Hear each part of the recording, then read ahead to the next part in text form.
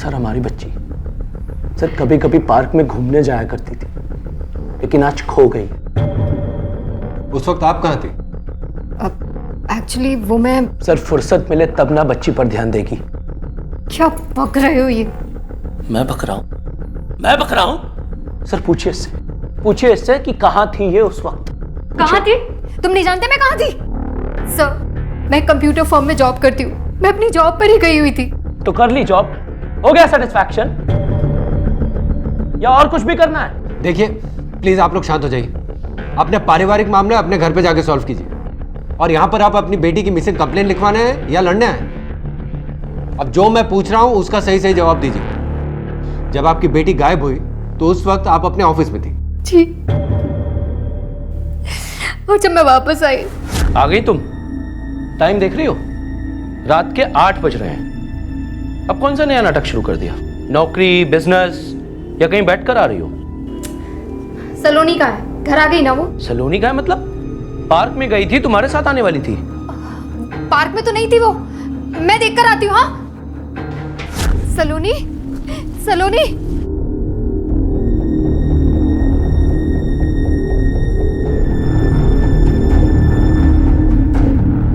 Sir ये सब कुछ इसके चलते, इसकी लापरवाही के चलते हुआ है। 1000 बार मना किया था ना मैंने कि जॉब मत करो, घर पर ध्यान दो, बेटी पर ध्यान दो, लेकिन नहीं, तुम्हें तो जॉब करनी है तो अब भुगतो।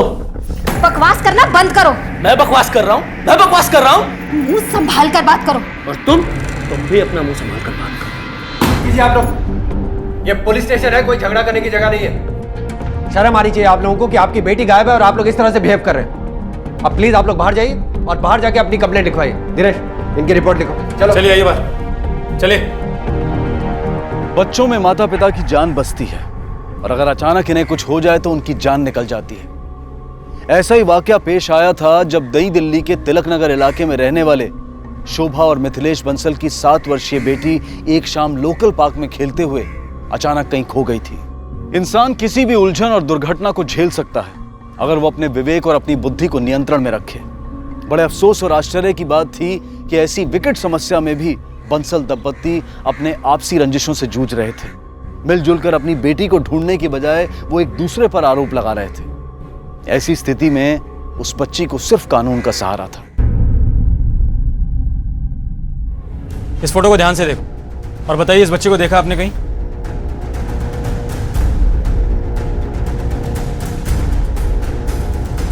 दरवाजा खोलो।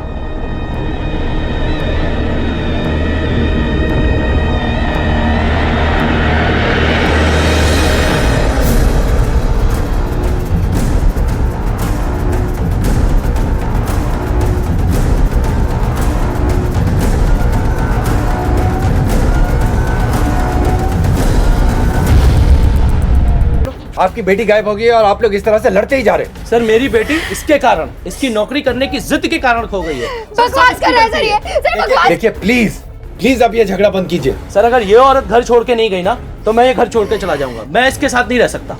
देखिए मैं आपको एडवाइस करता हूँ कि जब तक आपकी ये मिसअंडरस्टैंडिंग क्लियर नहीं हो जाती आप अपने मायके में जाके रह लीजिए।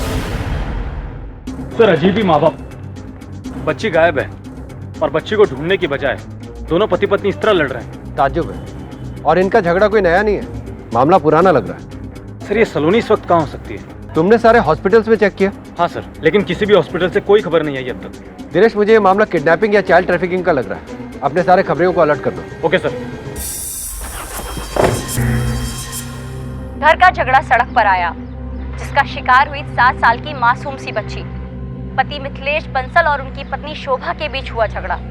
बताया जा रहा है कि ये सब कल शाम उनकी 7 साल की बेटी सलोनी के घर से जाने के बाद हुआ। पति पत्नी दोनों एक दूसरे पर बच्चे के प्रति लापरवाह होने का इल्जाम लगा रहे हैं। मामले ने इतना तूल पकड़ा कि स्थानीय पुलिस को उनके घर जाना पड़ा।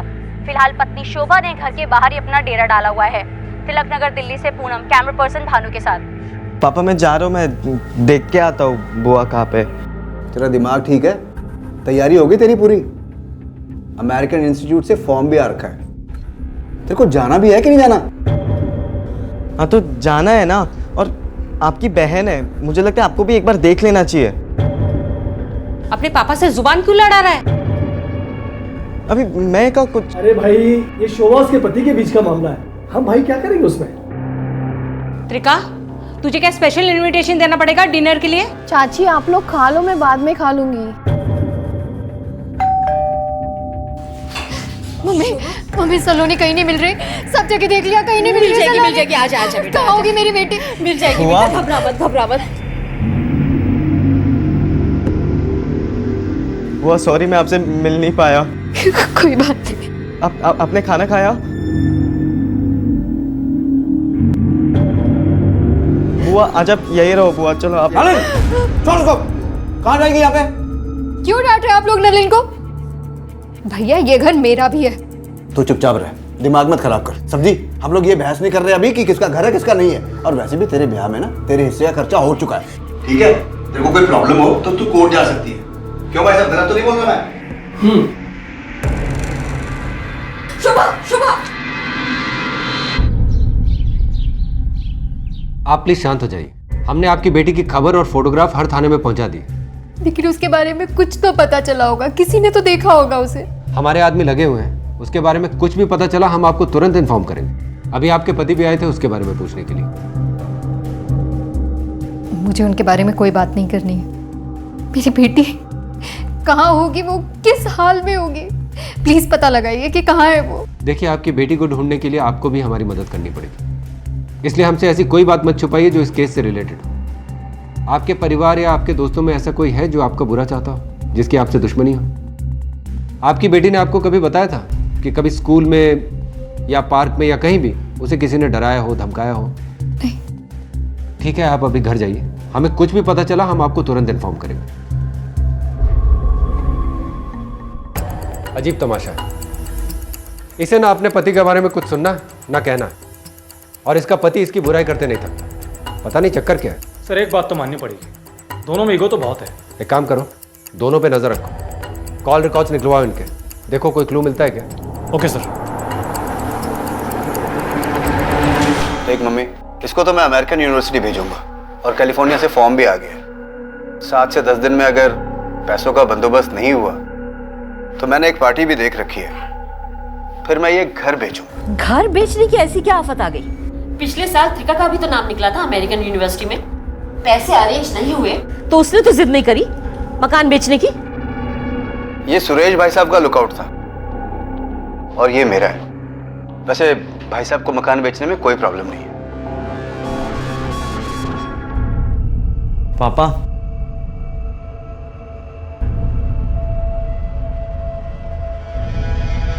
पापा वो आप बुआ को मकान में हिस्सा दे दो ना।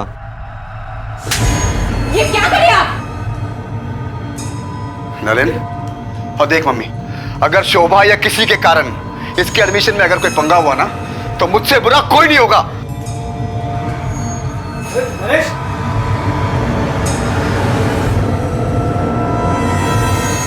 आपको पूरा यकीन है कि उन बदमाशों को आपके हस्बैंड ने ही भेजा था? और कौन भेजेगा सर? घर किसे खाली करवाना है सर? आप लोग बस मेरी बेटी को ढूंढ के ला दीजिए, उसके बाद उसका घर तो क्या, मैं ये शहर भी छोड़ दूंगी। हम वहाँ गश्त लगवाते हैं, लेकिन आपको एक एडवाइस है कि आप कुछ टाइम के लिए अपने भाइयों के साथ शिफ्ट हो जाइए। देखिए, आप अपने पर्सनल झगड़ों को फिलहाल भूल जाइए और अपनी बेटी को ढूंढने में हमारी मदद कीजिए। वैसे हमने हर जगह खबर कर दी है, लेकिन अब तक तो कोई इन्फॉर्मेशन नहीं मिली है। लेकिन सर वो जो सुबह गुंडे आए, उन लोगों का पता हम लगा लेंगे, आपके पति से भी पूछताछ करेंगे। अच्छा, आपको कोई रैंसम कॉल आया है क्या या कोई मैसेज? नहीं सर, लेकिन मेरी बेटी को कोई किडनैप क्यों करेगा? सर मैंने किसी को नहीं भेजा धमकाने के लिए, और भला मैं क्यों भेजूंगा? सर आज नहीं तो कल वो तो जाना ही वाली थी ना। सर मैंने डिवोर्स की अर्जी दी है कोर्ट में। सर मेरी बेटी मेरी जान है सर। सर प्लीज आप उसे बचाइए। सर वो औरत कुछ भी कर सकती है सर। सर हो सकता है उसने खुद किराए के गुंडे भेजे हो मुझे फंसाने के लिए। सर आप थोड़ी देर बाहर बैठिए, मैं आपको बुलाता हूँ। सर ये रहे शोभा और मिथिलेश के कॉल रिकॉर्ड्स। सर इसमें तो कोई खास बात नहीं है, मैंने दोनों के पुलिस रिकॉर्ड भी चेक किए हैं। मिथिलेश और शोभा क्लीन है, और सर दोनों का कोई क्रिमिनल बैकग्राउंड भी नहीं है। गिरीश, मुझे तो इसमें चाइल्ड ट्रैफिकिंग का एंगल नजर आ रहा। अपने खबरों से पता करो कि यहाँ कोई फिर से गैंग एक्टिव तो नहीं हो गया। 6 महीने पहले वो नेपाल मोतिहारी गैंग यहाँ पर बहुत एक्टिव था। हाँ सर, हफ्ते भर में 4 वारदातें हुई थी, 5 बच्चे गायब हुए थे। पता करो कि सलोनी भी कहीं ऐसे ही गैंग के चपेट में तो नहीं आ गई। Okay sir.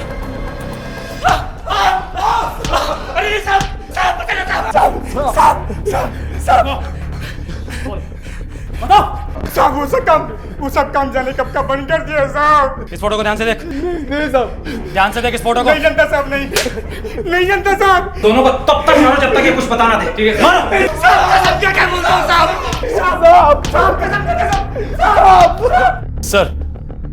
सर मैंने यहाँ के हिस्ट्री शीटर्स को काफी तोड़ा, लेकिन सलोनी से रिलेटेड उनके पास में कोई भी इंफॉर्मेशन नहीं है। सर मुझे तो ऐसा लगता है कि ये काम जरूर किसी बाहर वाले ने किया होगा। या ये भी तो हो सकता है कि कोई नया खिलाड़ी है जो किसी और बिजनेस की आड़ में ट्रैफिकिंग कर रहा है, इसलिए अभी तक हमारी नजरों से बचा हुआ है। और हो सकता है कि उसने लड़की को किसी ऐसी जगह बेचा हो जो पुरानी जगह से अलग हो।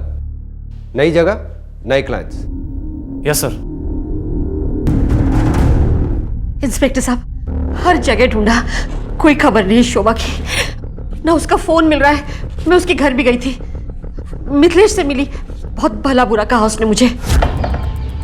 क्या है बेटा शोभा कहाँ है? अरे मुझे क्या मालूम शोभा कहाँ है? यहाँ बाहर तो कहीं दिखाई नहीं दे रही। कल आई थी वो घर पर। तो मैं क्या करूं?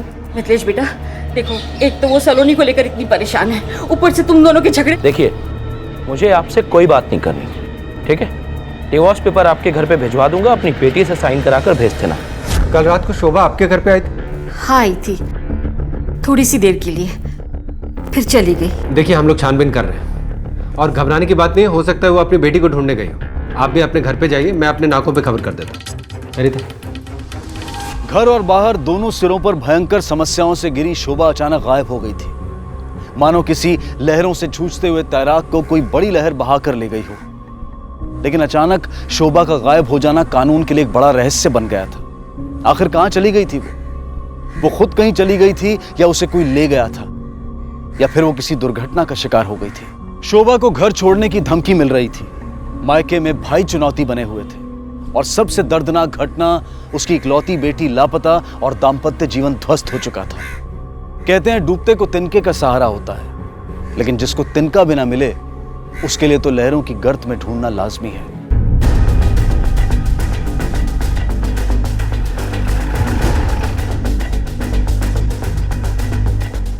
सर ये कहाँ चला गया?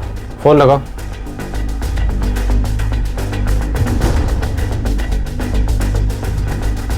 सर फोन तो आउट ऑफ रीच आ रहा है। दिनेश पता करो ये कहाँ है।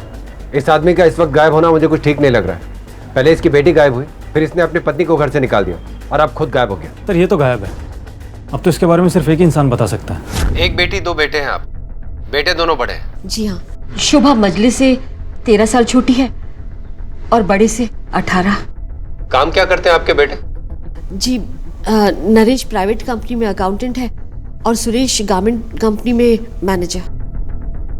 बड़े ताज्जुब की बात है, बहन गायब है और इनको पड़ी नहीं है।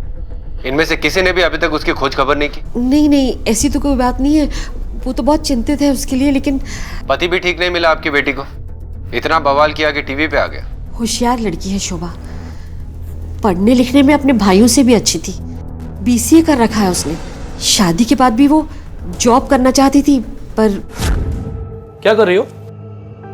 रेलवे में IT ऑफिसर के लिए जॉब निकली है, उसी का फॉर्म फिल कर रही हूँ। एक बार जॉब लग गई ना तो रेलवे में फ्री टिकट्स। क्यों, किसी चीज की कमी है तुम्हें यहाँ? नहीं तो क्यों करनी है नौकरी? कपड़े, गहने, खाना, ये सब नहीं देता हूं मैं तुम्हें? जॉब सिर्फ पैसों के लिए नहीं की जाती। फिर वो तो किस लिए की जाती है? नहीं बताओ ना मुझे। ये सब मुझे नहीं चाहिए। तुम्हें जो कुछ भी चाहिए मुझे बताओ, मैं ला के दूंगा। बेटा इसका तो बचपन से ही सपना था कि ये काम करे, नौकरी करे। अब तो भूल जाए ये सपना, ये सब यहाँ नहीं चलेगा। और आप प्लीज अपने घर जाइए। जब सलोनी गायब हुई तो उस दिन आप शोभा के घर पे ही थे ना? जी हाँ, उस दिन मेरी नवासी सलोनी गायब हुई और अब मेरी बेटी शोभा। कुछ समझ में नहीं आ रहा इंस्पेक्टर साहब, क्या हो रहा है? जब शोभा यहाँ आपके पास आई थी तब उसने कुछ कहा था या कुछ हुआ था यहाँ पर? हाँ, उसके भाई नरेश के साथ उसका थोड़ा झगड़ा सा हुआ था प्रॉपर्टी को लेकर। ये कागज है, जरा इस पे दस्तखत कर। घर खरीदने के लिए एक पार्टी रेडी हुई है, तो पेपर्स तो पूरे चाहिए कि नहीं चाहिए? इस पर सिर्फ इतना लिखा है कि तुझे घर बेचने में कोई आपत्ति नहीं। देखो भैया, एक बार मेरी बेटी मिल जाए, मेरी सलोनी मिल जाए, उसके बाद आप जहां बोलोगे वहां मैं साइन करूंगी, लेकिन अभी मैं कोई डिसीजन नहीं ले सकती। क्या बकरिया, कोई डिसीजन नहीं ले सकती? सलोनी मरकब गई होगी कहीं पे, मतलब मेरी बेटी के लिए ऐसी बात मत करिए। अब तो मैं किसी पेपर पे साइन नहीं करूंगी। आपका और शोभा का झगड़ा हुआ था? नहीं जी, झगड़ा नहीं हुआ था। हाँ, इस घर को बेचने को लेकर थोड़ी सी बहस सी हुई थी, बस। सर वो अपनी बेटी को लेकर परेशान जरूर थी, बाकी सब ठीक था। ऐसा लग रहा है कि अपनी बहन से कुछ खास बनती नहीं थी आप लोगों की। उसे वहीं पड़े रहने दिया उसके पति के घर पे, एक बार भी उसकी मदद करने के लिए नहीं गए, और उसकी बच्ची को ढूंढने की भी कोशिश नहीं की आप लोगों ने। सर जी, इस बारे में हमें कुछ मालूम ही नहीं है। आपको नहीं मालूम, पूरी दुनिया को मालूम था, टीवी पर आ रहा था। देखो जी, हम लोग ज्यादा टीवी नहीं देखते, वो घर में पढ़ने वाले बच्चे हैं सर। ठीक है, चलो।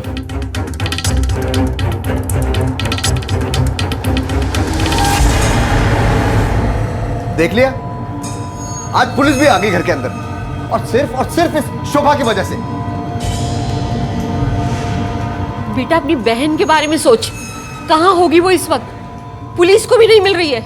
कुछ लोग उसे धमकी देके गए थे कल। मम्मी जी, सबकी अपनी अपनी जिंदगी होती है। अरे हमने शोभा का ब्याह करा दिया, उसके बाल बच्चे हो गए, जिंदगी भर का ठेका ले रखा हमने क्या उसका?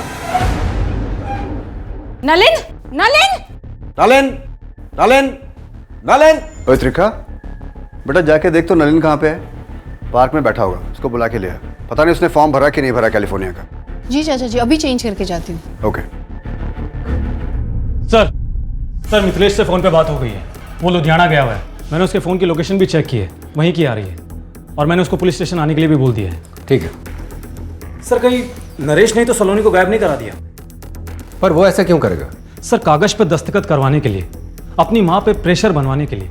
पहले उसने अपनी भांजी को अगवा किया और उसके बाद अपनी बहन को। अगर ऐसा हुआ होता तो शोभा ने हमें पहले ही बता दिया होता कि इन सब के पीछे उसके भाई का हाथ हो सकता है। तो सर फिर इसके पीछे मकसद क्या हो सकता है? हो सकता है कि शोभा ने पहले अपनी बेटी को गायब किया हो और फिर खुद को। एक काम करो, शोभा की फोन लोकेशंस की डिटेल्स निकलवाओ। Okay sir.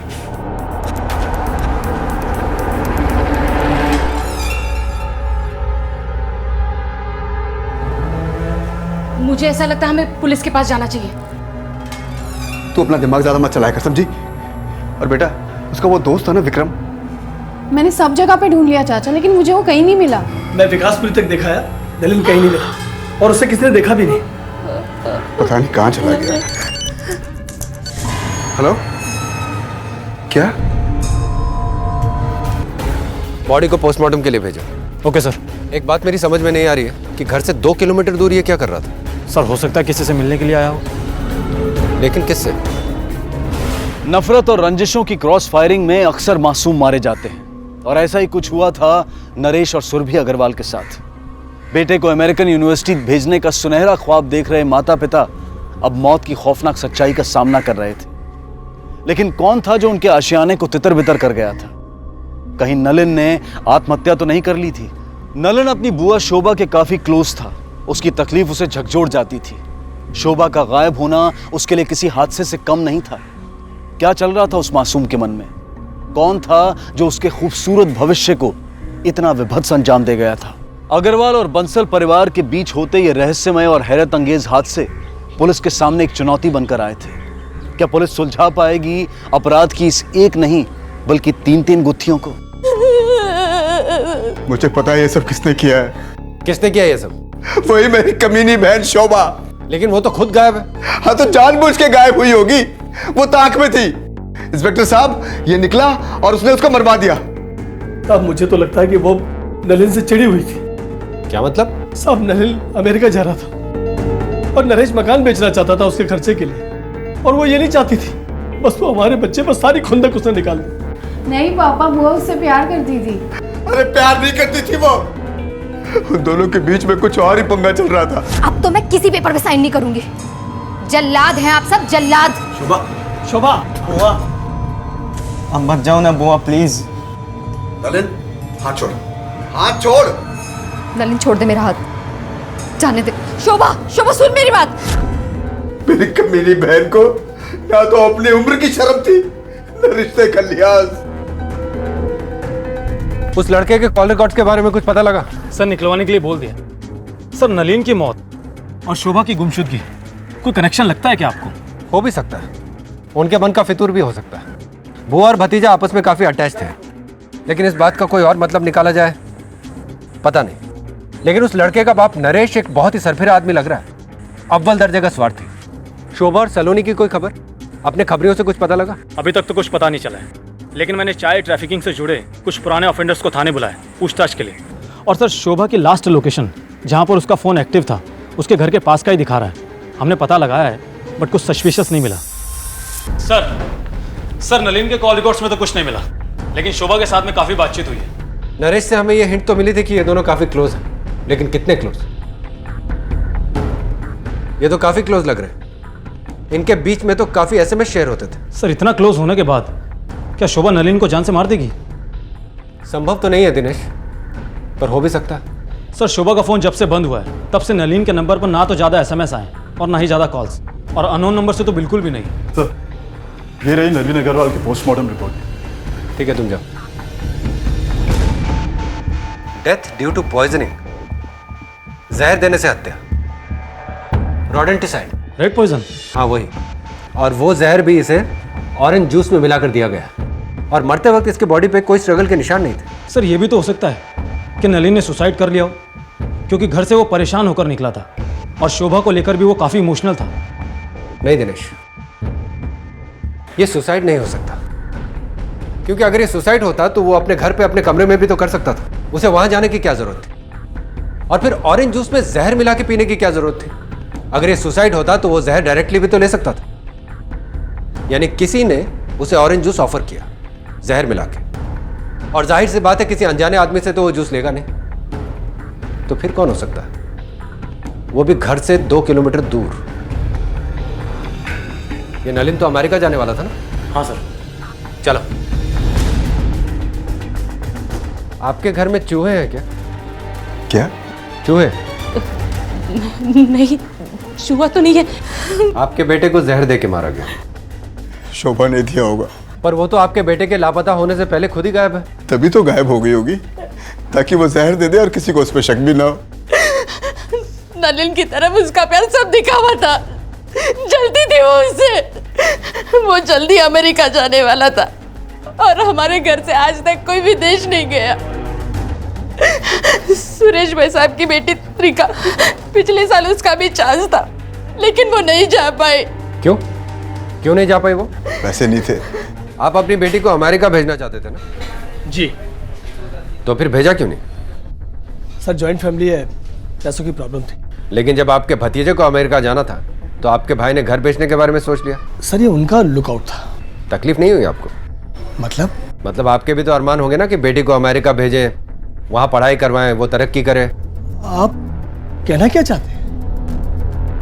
यही कि आप अपनी बेटी को अमेरिका भेज नहीं पाए, लेकिन भतीजा जाने लगा, उसके लिए घर बेचा जाने लगा।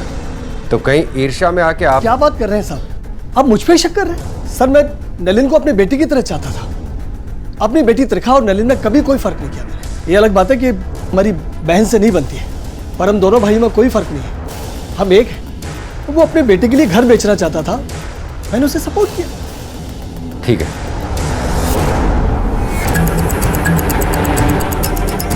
चूहे मारने की दवाई है ना सर?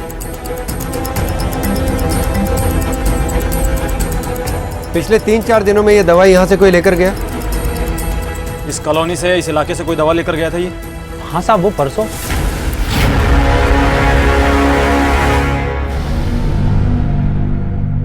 त्रिखा, आप बीएससी फिजिक्स कर रहे हो ना? जी आपके पापा ने हमें बताया कि आप भी यूएस जाना चाहती थी। सर वो हाँ, वो पैसे नहीं थे। जी सर।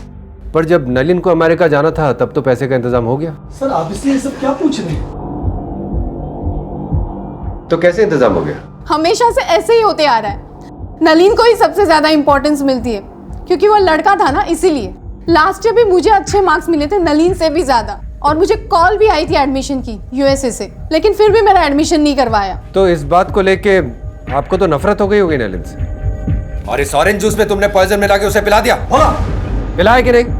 बताओ। मैं उसे मारना नहीं चाहती थी, मैं सिर्फ चाहती थी कि उसे फूड पॉइजनिंग हो जाए और वो बीमार हो जाए और वो एग्ज़ाम नहीं दे पाए। मैंने बहुत थोड़ी सी क्वांटिटी में इसमें जहर मिलाया था। मैं उसे मारना नहीं चाहती थी। सपने देखना गलत नहीं है, लेकिन उन सपनों के प्रति ऑब्सेस्ड या जुनूनी हो जाना खतरनाक हो सकता है। आज की तेज रफ्तार और मटेरियलिस्टिक दुनिया में जिंदगी एक रैट रेस, एक बेतहाशा दौड़, एक कंपटीशन बनकर रह गई है। बच्चों के कंधों पर सिर्फ किताबों से भरे बस्ते नहीं हैं, बल्कि माँ बाप के अरमान भी लदे हैं। ऐसे में बच्चों का अपना संतुलन खो देना, अपने या औरों के साथ कुछ बेहद दुखदाई कर देना कोई हैरानी की बात नहीं है।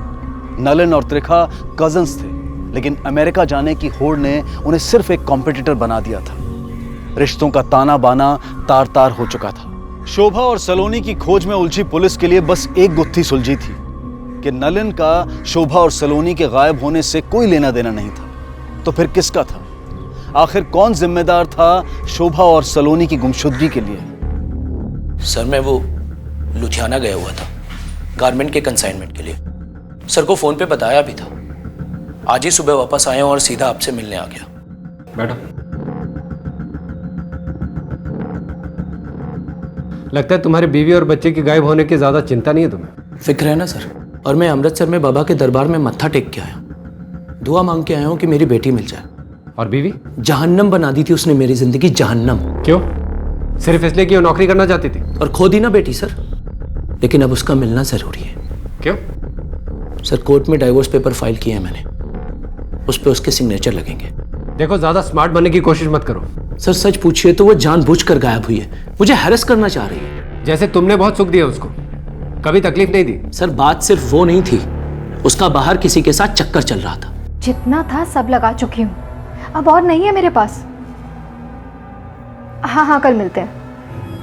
नहीं 10 बजे नहीं, 2 बजे के आसपास मिलते हैं। किससे बात कर रही हो? शांति का कॉल था। Hello hello. था कौन वो?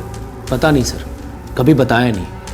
कई बार मैंने उस नंबर पर फोन लगाने की कोशिश की तो उसने उठाया नहीं। 1-2 बार उठाया तो मेरी आवाज सुनकर फोन काट दिया। वो नंबर है तुम्हारे पास? नहीं सर वो नंबर तो नहीं है, लेकिन सर शोभा को पता चल गया था कि मैं उसे डाइवोर्स देना चाहता हूं और उसके पेपर्स रेडी करा रहा हूं। सर इसी वजह से वो भाग गई है। सर दिनेश, शोभा के इन कॉल रिकॉर्ड्स में तो कुछ खास पता नहीं चल। हाँ सर, कुछ कॉल्स हस्बैंड को और कुछ कॉल्स माँ को, और कोई खास लोग नहीं है इन कॉल्स में। सर एक और इन्फॉर्मेशन मिली है, अपने आईटी टीम से पता चला है कि नलिन अग्रवाल ने तिलक नगर के एड्रेस पर एक सिम और लिया था। ये रहे उनके कॉल रिकॉर्ड्स। कमाल है, इससे तो सिर्फ एक ही नंबर पर ज्यादातर कॉल्स किए गए। ऐसा लगता है कि ये सिम कार्ड उसी नंबर से बात करने के लिए लिया गया था। किसका नंबर है? सर ये किसी अनंत शर्मा का नंबर है, ट्रैवल एजेंसी है इसकी राजौरी गार्डन में। अब तो ये आनंद शर्मा ही बताएगा कि उसका नलिन से क्या कनेक्शन है। चलो। सर यही दुकान है। ये तो बंद है। अरे सुनो, जाओ। ये सचिना ट्रैवल्स अनंत शर्मा की है ना? हाँ सर। क्या बात? कहाँ गया है वो? पता नहीं सर। ये दुकान कब से बंद है? पिछले हफ्ते तो खुली थी। और ये दुकान यहाँ पर है कब से? काफ़ी अरसा हो गया, 2-2.5 साल पहले खुली थी। 2-2.5 साल? ठीक है तुम जाओ। दिनेश, ये नलिन इस ट्रैवल एजेंसी क्यों बात कर रहा था? और सर वो भी इतने कॉल्स? एक काम करो, एक कांस्टेबल को बोलो कि इस दुकान पर नजर रखे। Okay sir.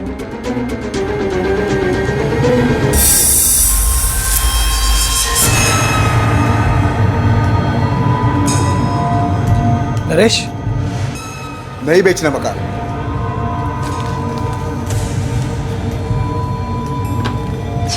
भाभी रहने तो ये चोचले, आपकी बेटी ने सब खत्म कर दिया। इंस्पेक्टर साहब, शोभा और सलोनी मिली? नहीं माता जी, अभी तो कुछ पता नहीं चला। देखिए, हमें पता चला है कि नलिन के पास एक दूसरा सिम कार्ड था जिससे वो एक अनंत शर्मा नाम के आदमी के साथ कई महीने से बात कर रहा था। नलिन के पास दूसरा सिम तो नहीं था, लेकिन हो सकता है उसने शोभा के लिए लिया हो। क्यों? शोभा के लिए क्यों? नलिन तो नहीं जानता था अनंत शर्मा को, लेकिन शोभा बहुत अच्छी तरह से जानती थी अनंत शर्मा को। हम भी जानते हैं अनंत शर्मा को। बताइए, क्या जानती हैं आप अनंत शर्मा के बारे में? शोभा के साथ कॉलेज में पढ़ता था, 1-2 साल सीनियर था उससे, थोड़ा बड़ा था। दोनों में दोस्ती हुई और फिर प्यार हुआ, फिर वो अचानक गायब हो गया।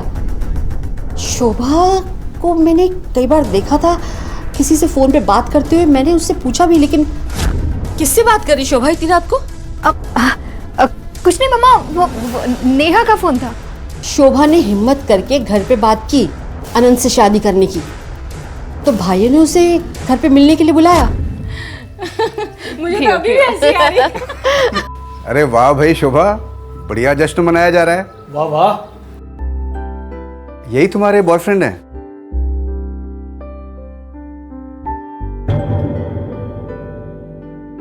जब से आया है ना, हंस हंस के पागल हुए हैं हम लोग। नमस्ते। नमस्ते। अरे वो चॉकलेट वाला जोक बताना ना। रहने दो।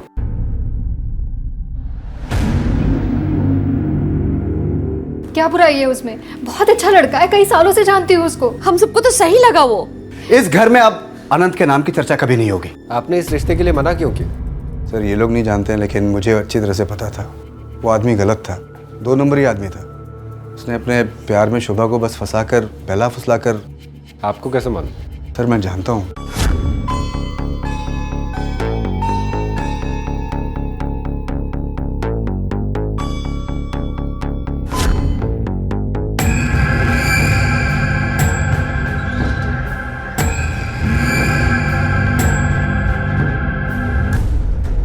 Hello sir. सर अनंत आ गया। जानता है शोभा को? हाँ? शोभा सर जानता हूँ सर, पर मुझे नहीं पता सर वो कहाँ है। हफ्ते भर पहले मिला था सर, पर आप कहाँ है? हफ्ते भर पहले मिला था या महीने भर पहले? कब बॉयफ्रेंड था ना तू, फिर से उसकी जिंदगी में घुसने की कोशिश कर रहा है? उसकी शादी के बाद मैं तो मुंबई चला गया था सर। 2 साल पहले लौटा तो वो मार्केट में मुलाकात हुई थी सर। मुझे पैसों की जरूरत थी तो मैंने उससे मांग लिए थे सर। बिजनेस के लिए 10 लाख रुपए लिए थे सर, पर बिजनेस में उसका शेयर है सर। मैं उसे शेयर देता हूँ। तेरी ये ट्रैवल एजेंसी उसी के पैसे से खोली है तूने? वो सर बात यह है कि उसकी अपने पति के साथ बनती नहीं है सर। उनके रिश्तों में काफी टेंशन है और उसके भाई उसे सपोर्ट नहीं करते थे सर। नाटक करना बंद कर और सीधे सीधे बता शोभा कहाँ है? सर मैं नाटक नहीं कर रहा सर, मुझे सच में नहीं पता वो कहाँ है। सर कहीं ऐसा तो नहीं कि पुराना प्यार मिल गया हो और शोभा अनंत के साथ भाग गई हो? या फिर यह भी तो हो सकता है कि पुराना प्यार ना मिला हो, इसलिए अनंत ने बदला लेने के लिए शोभा और सलोनी दोनों के साथ कुछ कर दिया। हो सकता है सर। नजर रखो इसमें। Okay sir. हेलो, कहाँ?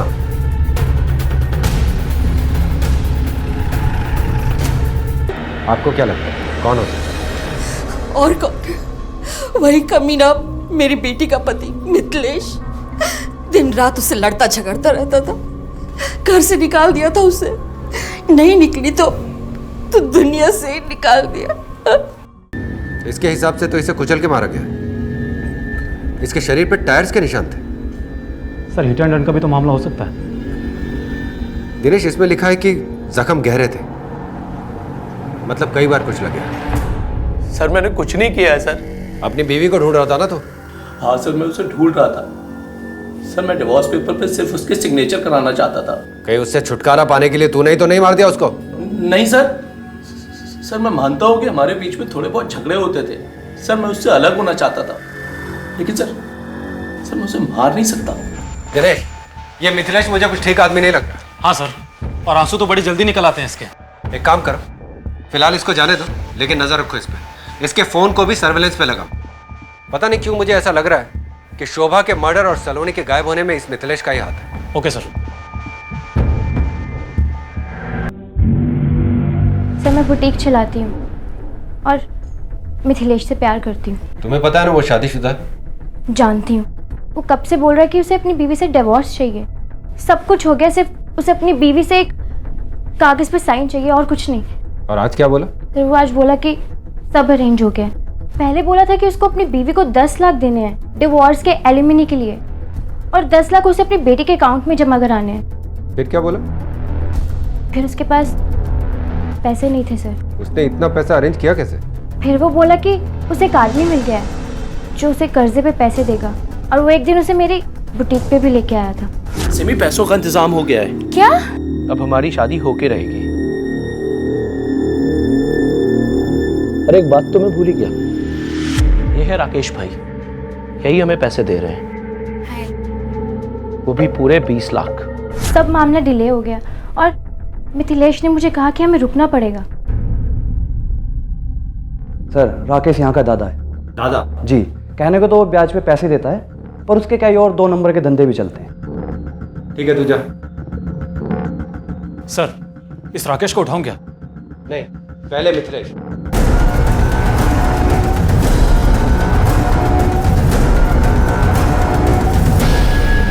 चल बैठ, बैठ जा।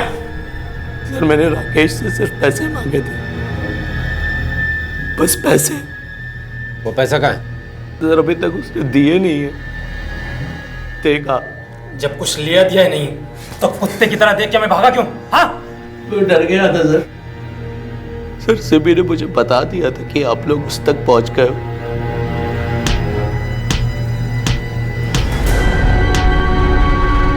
शोभा को किसने मारा? सच बता दो सर। सर शोभा को मैं नहीं मारा सर। मिथिलेश के कहने पे? हाँ सर। आप शोभा बंसल हैं? जी। वो आपकी बेटी मिल गई है। मेरी बेटी मिल गई है? सलोनी मिल गई? कहाँ है वो? वो मेरे घर पे ही है, मेरी बीवी के साथ। मैं आपके घर पे भी गया था लेकिन आप थी नहीं, इसलिए मैं यही इंतजार कर रहा था आपका। आइए ना, आइए प्लीज।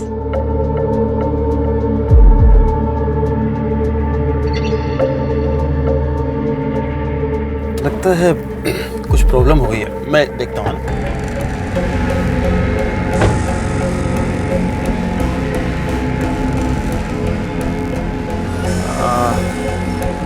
ओहो, ये एक्चुअली बैटरी डाउन है।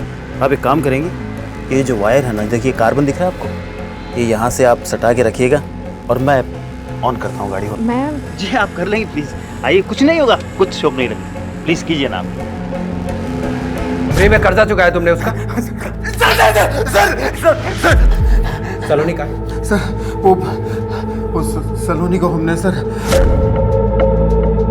पैसे तो मैं तुझे दूंगा, मगर एक शर्त पे। तेरा गिर गया था, लेकिन तू एक चीज भूल गया, जुर्म की तो फितरत ही होती है कि वो करने वाले को भी नहीं बख्शता।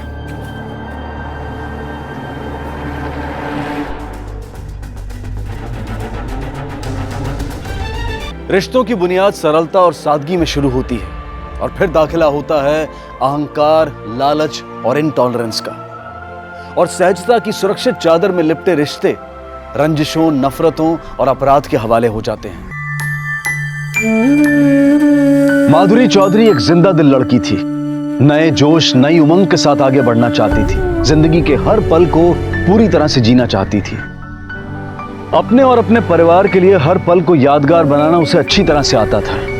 उसके दिल में सबके लिए प्यार और सम्मान था, अपनी दुनिया में मग्न थी वो और खुलकर हंसती थी। तो फिर अचानक ऐसा क्या हुआ कि इस अल्हड़ निश्चल नदी सी बहने वाली मासूम लड़की को वो कदम उठाना पड़ा जिसने इसके जीवन की रफ्तार को ना सिर्फ रोक दिया बल्कि पूरी तरह से खत्म कर दिया।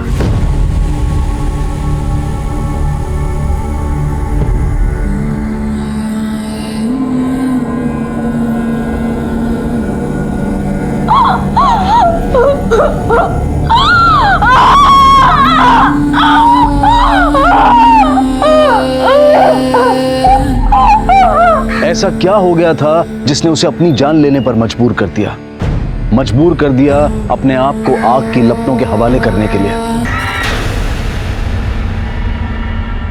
आखिर क्या वजह थी कि एक मासूम लड़की ने अपने भविष्य को स्वाह कर अपने आप को शून्य कर लिया? क्या उससे कोई अपराध हुआ था जिसकी ग्लानि में उसने फैसला लिया था, या फिर उसका कसूर सिर्फ इतना था कि वो एक लड़की थी, और वो भी एक ऐसे राज्य में जहां पर लड़कियों की संख्या एक समय में काफी गिर चुकी थी, जहां पर लड़कियों को गर्भ में मारने और उनकी खरीद फरोख्त की चर्चाएं आम थी। अरे दरवाजा खोल माधुरी! दरवाजा खोल माधुरी! अरे दरवाजा खोल! छोरी दरवाजा खोल! दरवाजा खोल! दरवाजा खोल छोरी! दरवाजा खोल! हे भगवान मैं क्या करूं?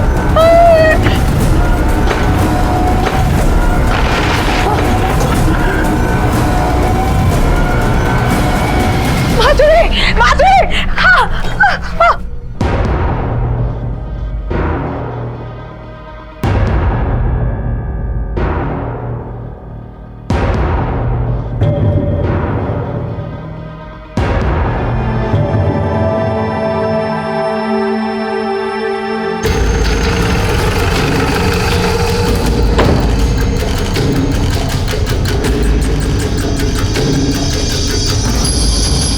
सर इस लड़की का नाम माधुरी चौधरी था।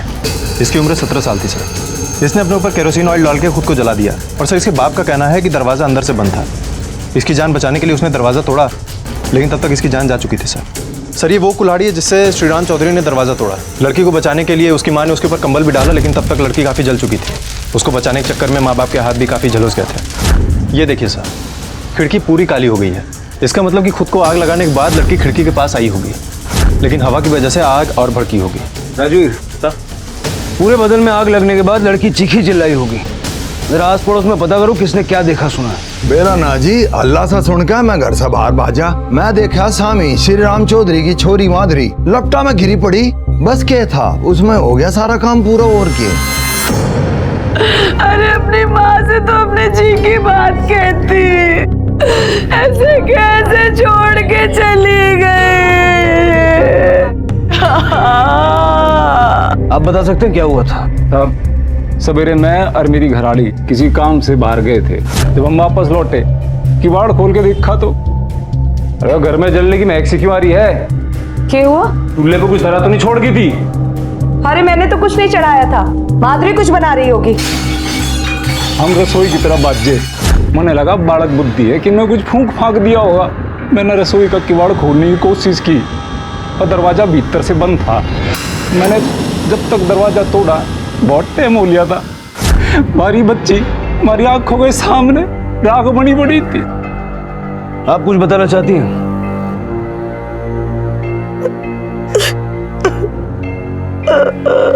वैसे जब ये हुआ आप लोग कहाँ गए थे? सब गांव के बाहर आज के दिन एक अनाज की मंडी लगी, वहीं तक गए थे बस। सर दरवाज़ा अंदर से बंद था। इसका मतलब कि लड़की ने खुद ही आग लगाई और खुदकुशी कर ली। ये सुसाइड का केस है सर। राजवीर, पड़ोसियों का कहना है कि जब तक वो लोग पहुंचे दरवाजा टूट चुका था, लड़की जल चुकी है। किसी ने भी उसे जलते हुए या माँ बाप को बचाने की कोशिश करते हुए नहीं देखा। अगर ये सुसाइड का भी केस है तब भी कोई ना कोई रीजन तो होना चाहिए ना। जरा पता करो ये लोग वाकई अनाज मंडी गए थे या नहीं। ठीक है सर। माँ बाप के लिए सबसे बड़ा दुख होता है औलाद की मौत, और वो मौत जो उनकी आंखों के सामने दर्द से चिल्लाते चिल्लाते हुई हो, वो तो नासूर बन जाती है।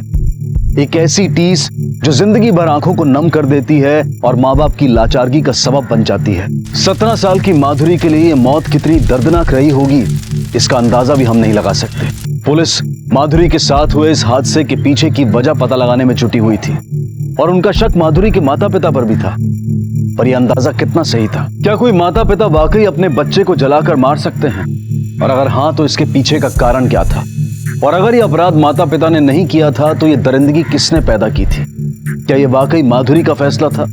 और अगर हाँ, तो अपने आप को ऐसी दर्दनाक मौत देने का फैसला उसे क्यों करना पड़ा? ये कहानी हमारे समाज की ऐसी ही चौंका देने वाली और दिल दहला देने वाली परतों को खोलने जा रही है, जिसकी परछाइयां हमारे आसपास ही मंडराती रहती हैं और हमें उसका अंदेशा तक नहीं होता। आप श्रीराम चौधरी के बाजू वाले घर में रहते ना? जी साहब। कब से रह रहे हैं वहाँ? साहब मन्ना रहते हुए 25 साल हो लिए साहब। तब तो आपने माधुरी को बचपन से देखा होगा।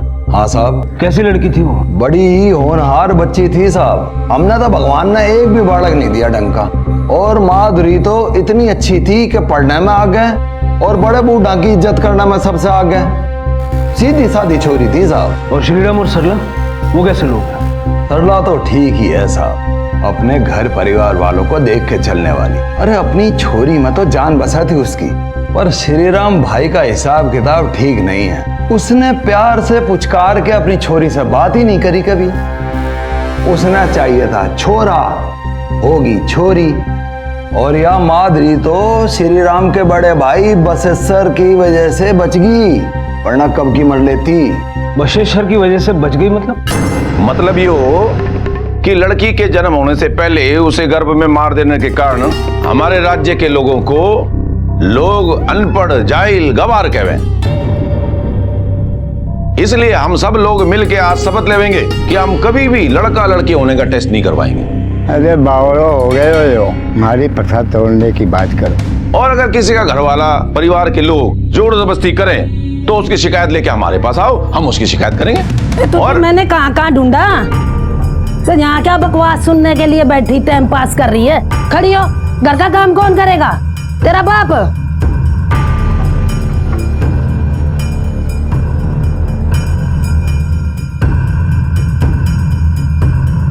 देख रहे हो ना थारी बात का असर क्या है ताऊ। अगर मैंने थारी बात माने ना तो ससुराल वाले मुझे मैं के चलता कर देंगे। अरे तू तो रुक जा ना ताऊ ना।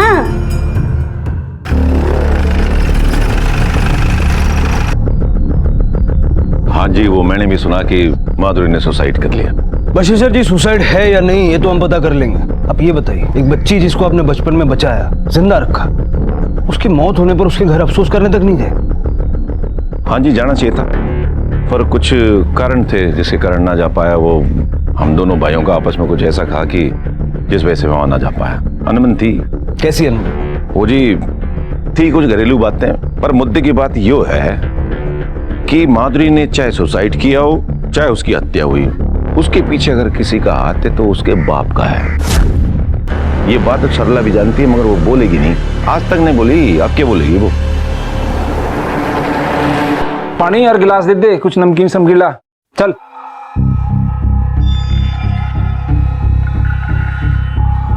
मुंह आंखें के दिखा रही है, ये टसवे बाणे बंद कर दे और जल्दी से गिलास से पानी ला दे। चल। शर्म नहीं आ रही तने? अभी छोरी का अंतिम संस्कार भी नहीं हुआ और तू ये बोतल लिए फिर रहे हो। शर्म की बात तो तू मत ना करे, बतेरी देख ली शर्म वाली तेरे जैसी। और वैसे भी ना यो मत ना दिखा कि तू बड़ी दूध की दुही पड़ी है। अरे चल खड़ी हो। अरे तन्ने सुनाई ना दिया के? राजवीर, ये देखो दरवाजा जल चुका है, पूरा काला हो चुका है।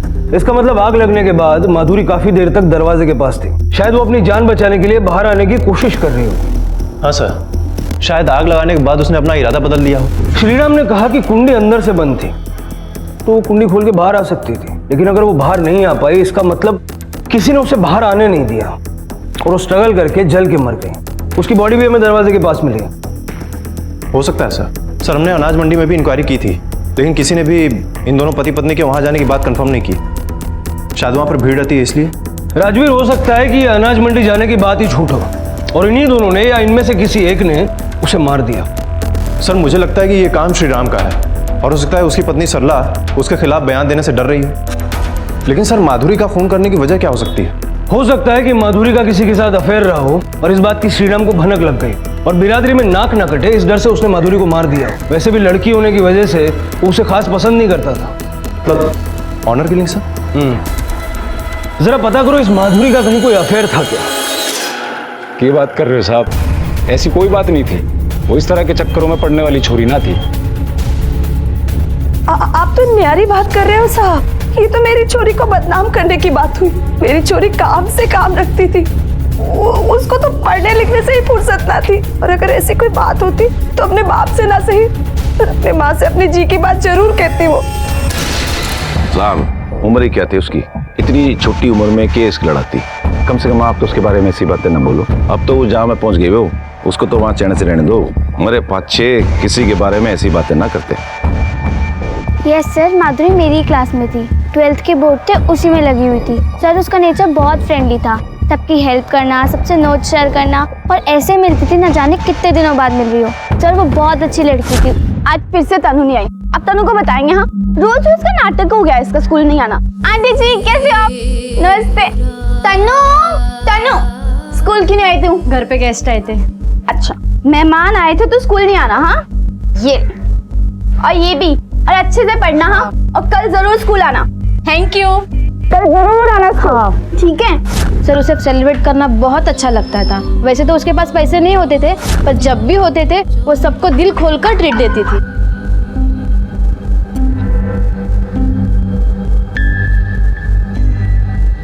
अच्छा, माधुरी का किसी के साथ अफेयर था या कोई बॉयफ्रेंड? माधुरी और अफेयर इम्पॉसिबल सर, वो इस टाइप की लड़की थी ही नहीं।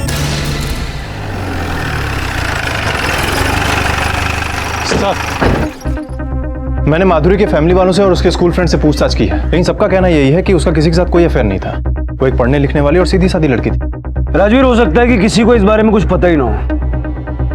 ये देखो माधुरी के कॉल रिकॉर्ड्स, इसमें एक नंबर से कई बार लगातार बातचीत की गई। किसी राहुल मलिक के नाम का नंबर है ये।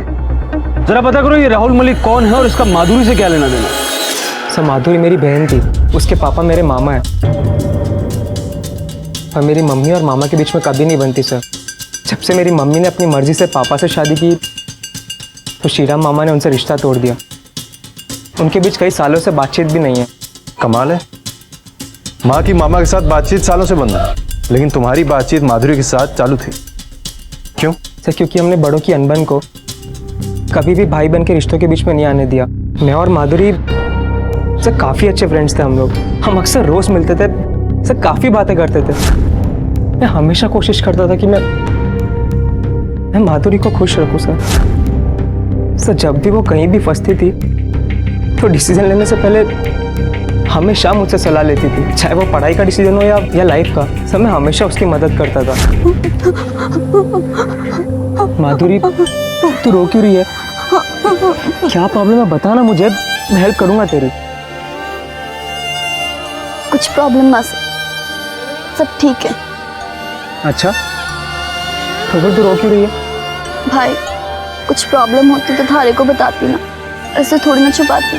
कुछ प्रॉब्लम ना सर। सर मैंने एक बार नहीं काफी बार उससे पूछा, पर उसने मुझे कभी भी नहीं बताया। मुझे इतना समझ में आ गया था कि जो भी कुछ है वो सिर्फ सरला मामी की वजह से, क्योंकि जब भी सरला मामी की बात निकलती थी सर वो अचानक से अनकंफर्टेबल हो जाती थी।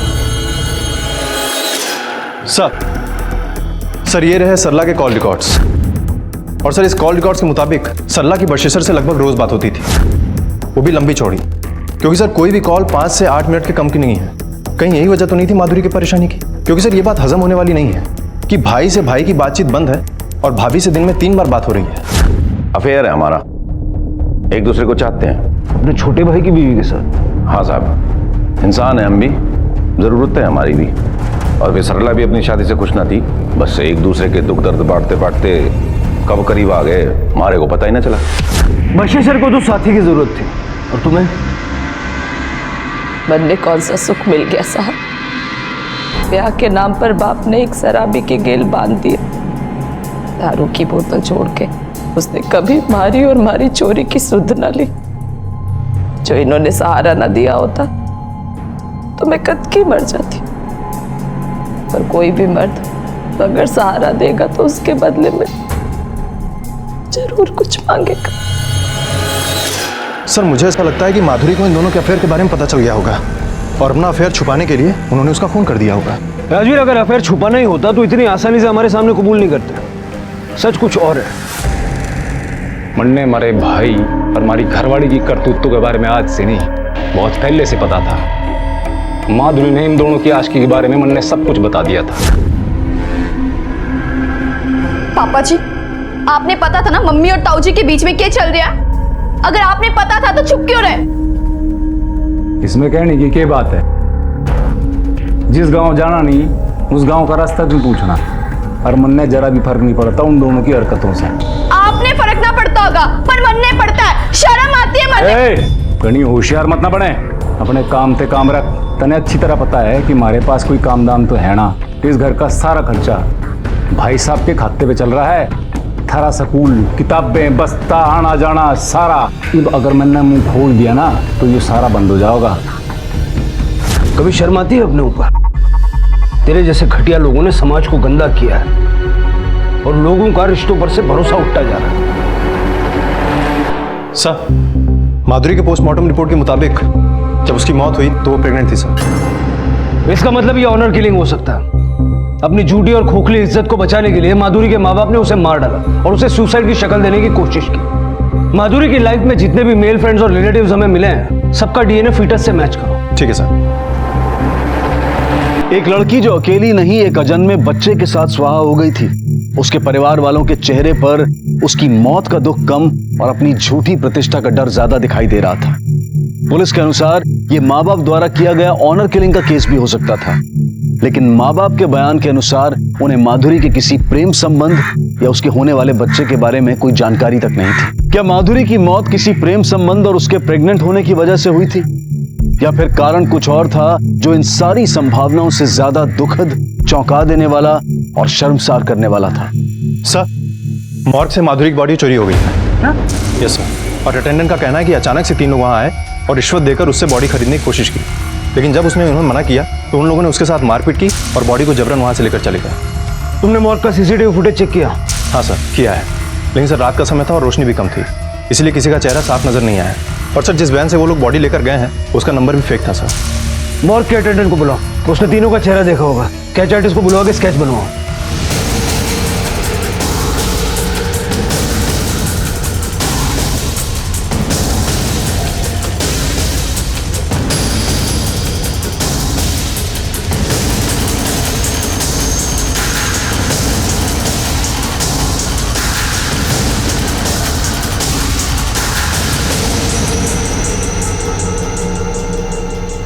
लेकिन सर माधुरी के केस में जितने भी मेल सस्पेक्ट्स हैं इन तीनों में से कोई नहीं है सर। इसका मतलब इन तीनों को हायर किया गया होगा या फिर ये इस केस का कोई दूसरा ही पहलू है। जो भी है इतना तो पक्का है कि कोई उस बच्चे की पहचान नहीं होने देना चाहता। इन तीनों के स्केच हरियाणा स्टेट के सारे पुलिस स्टेशन में सर्कुलेट करो। ठीक है सर।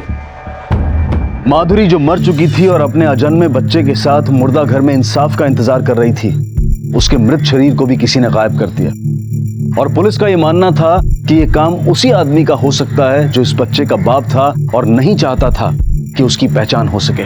क्या उस आदमी को सिर्फ अपने पहचाने जाने का डर था या फिर यही आदमी माधुरी के कत्ल या आत्मदाह के लिए भी जिम्मेदार था? उसकी पहचान माधुरी के उस अजन्मे गर्भ में छिपी थी जो अब लापता था और पुलिस उसकी तलाश में दिन रात एक कर रही थी। क्या ऐसे कैसे चोरी हो गई साहब? मरी तो मरी, मेरी चोरी की मिट्टी भी पलीत हो गई। जीते जी तो कुछ सुख नहीं देखी उसने, मरने के पीछे दो लकड़ी भी नसीब होती नहीं दिख रही साहब। देखिए अगर आप चाहें तो आपकी बेटी को न्याय मिल सकता है, लेकिन उसके लिए आपको हमारी मदद करनी होगी और हमें वो सब कुछ बताना होगा जो आपने अभी तक हमसे छुपा के रखा है। चाची, ओ चाची,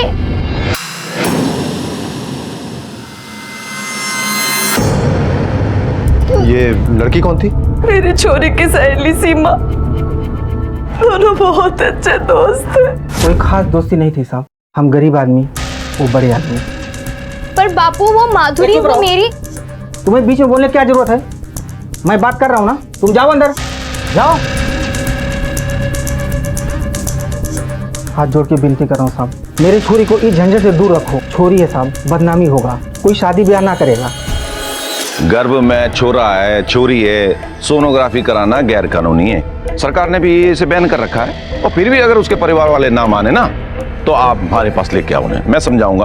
और अगर वो फिर भी ना माने तो मैं कानून से सजा दिलवाऊंगा उन्हें।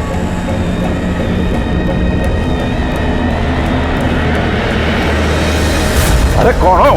अरे क्या करने लग रहे हो? अरे रुक जाओ, अरे पागल हो गए क्या? अरे अरे अरे अरे समझाओ, अरे रुक जाओ, लग रही है।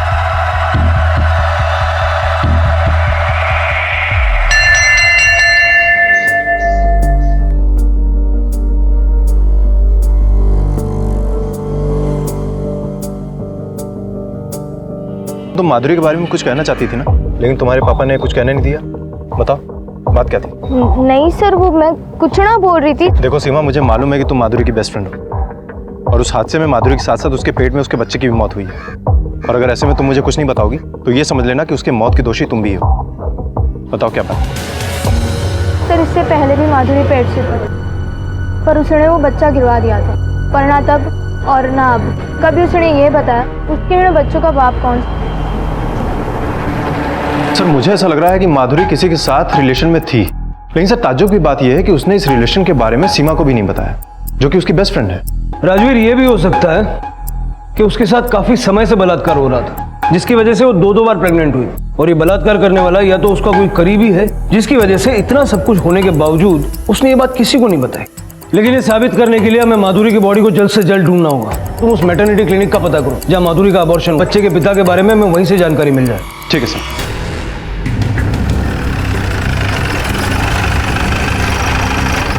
अरे अरे आराम से करे, दर्द हो रहा बहुत।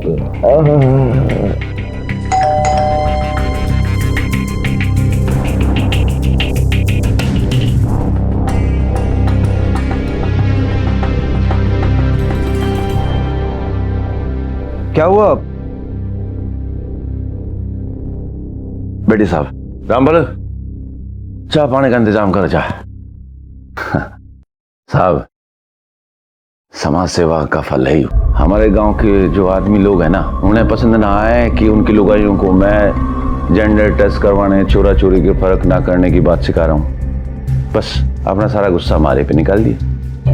अच्छा, ये जो हमला हुआ आप पे, आपने इसकी पुलिस में शिकायत क्यों नहीं की? आप अगर कंप्लेंट करवाता तो उनको और भड़का देता, और उनका करने से मारे को क्या फर्क पड़ा।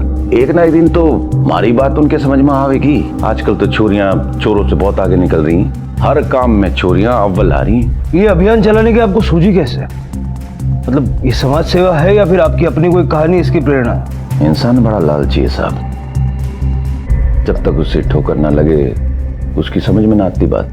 हमारी भी शादी हुई थी, शादी के कुछ दिन बाद हमारी पत्नी पेट से हुई। राम राम भाई साहब। राम राम भाई, राम राम। भाई साहब, आपने सरला के दिमाग में गोबर भरा है। क्या बक रहा है तू? मैंने इतना महंगा टेस्ट करवाया ये जानने के लिए कि छोरा से कि छोरी वह पेट में छुरी लिए फिर रही है। उसे गिराने की बात कहूँ तो नाट रही है। अरे ठीक तो कहने लग रही है वो। अरे लड़का हो लड़की क्या फर्क पड़ेगा? आप अपना ज्ञान अपने पास में रखो भाई साहब। मनने ना चाहिए छोरी, और मनने दे रहा है, तन्ने भी ना चाहिए। नहीं तो गोमती भाभी का टेस्ट करवाने नहीं ले जाते आप। गोमती का टेस्ट कहाँ ले जा रहे हैं गोमती को? देख मशे सर, तू है पढ़ा लिखा आदमी आज के जमाने का, लेकिन हम हैं पुराने जमाने के आदमी। तेरे कहने पे एक छोरी पैदा होने दी घर में, अब थारी बात न चलेगी। इतनी जायदाद है हमारी किस लिए? छोरियों को ब्याह में देने के लिए? वारिस चाहिए मने, खानदान का चिराग बुझने ना दूंगा। मैं इसे टेस्ट करवाने ले जाऊंगा, और अगर छोरी हुई तो उसे मैं मरवा दूंगा। ये भी हमारी बात पे राजी है, पूछ ले। क्यों गो? हाँ जी, मने कोई दिक्कत ना है। थारे को ब्याह करके लाया था इस घर में मैं, हमारी राय माननी पड़ेगी थारे को। हमारी राय ये है कि अगर इस घर की दहलीज से तूने एक कदम बाहर रखा ना तो हमारे से तेरा रिश्ता खत्म। मेरा इतना कहने के बावजूद वो ना रुकी। बाबूजी अपने साथ ले गए उसे, टेस्ट में छोरी निकली और उन्होंने उसे मरवा दिया। मैंने लाख कोशिश करी अपनी छोरी को बचाने के लिए, लाख जतन करे साहब, मैंने लाख जतन करे, मगर ना बचा सका। बस उस दिन मैंने अपनी बीवी से नाता तोड़ लिया। फिर वो कहाँ गई किधर गई हमारे को नहीं पता। और मैंने साहब एक कसम और खाई कि जितना भी हमारा जीवन बचा है ना, मैं छोरियों को बचाने में लगा दूंगा। अगर अपने जीवन में मैं एक भी छोरी को बचा लूँ ना, मैं अपने आप को धन्य समझूंगा। हाँ राजवीर सर, एक औरत सुगंधा शर्मा के बारे में पता चला है। वो अपने घर में इलीगली अबॉर्शन करती है सर।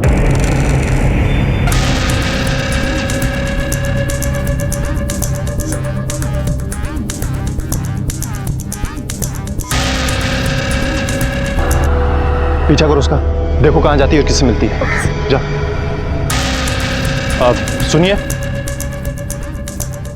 ये औरत आपसे क्यों मिलने आई और क्या बातचीत हो रही थी आप लोगों के बीच में? क्या मतलब आपसे? कुछ भी बातें हो रही हो? Police sub inspector Rajveer Singh.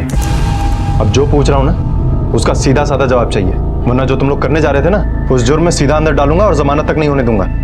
मेरी बेटी पेट से है और उसके ससुराल वालों ने उसे यहाँ भेज दिया। इसके पेट में जो बच्चा है वो छोरा है कि छोरी, ये मालूम करने के लिए। जो छोरा होगा तब तो ठीक, और अगर चोरी हुई तो बच्चा गिराना होगा। मैं मना करी तो बोले कि जिंदगी भर के लिए चोरी मैके में रहेगी, समझ ले। और इस गैर कानूनी काम में ये औरत आप लोगों की मदद कर रही थी, है ना? जी हाँ सर। सर, मैं तो लोगों की मदद कर रही थी। न जाने कितनी लड़कियां ससुराल से मैके में इसलिए पड़ी रहती हैं क्योंकि उनकी लड़की पैदा होती है और लीगल अबॉर्शन हो नहीं सकता। काफी घटिया इंसान हो तुम, अपनी घिनौनी हरकत को समाज सेवा बता रही हो। लोगों की हेल्प करती थी ना तुम, अब हम तुम्हारी हेल्प करेंगे। तुम पे इलीगल अबॉर्शन का रैकेट चलाने का चार्ज है, वो भी बिना मेडिकल बैकग्राउंड के। और जरा सी हेल्प हम ये करेंगे ताकि तुम्हें जमानत भी ना मिल पाए। लेकिन सर। चुप! कब से चला रही है ये गोरख धंधा?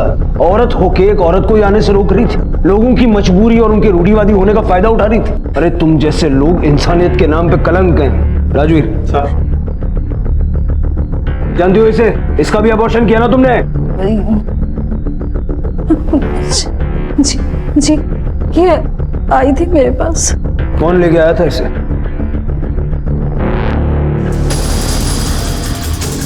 तेरी बीवी कहाँ है? अरे साहब क्या हो गया? क्या बात हो गई? साहब, मेरी छोरी मिल गई। अब उसका अंतिम वो तो मिल ही जाएगी, लेकिन इससे पहले तुम्हें हमारे साथ पुलिस स्टेशन चलना होगा। Police station? क्यों? तुम्हारे इस क्यों का जवाब थाने में ही मिलेगा। ले चलो इसे। पर मरने क्यों था? इसने खा ले चाल ले। अरे ये तो मदारी का बंदर है, किसी और की डुगडुगी में नाचते हैं। मरने क्यों पुलिस असली करतूत तो उस बसेश्वर की है। अरे दिखने में बड़ा आदमी है वो एक नंबर का राक्षस। आइए।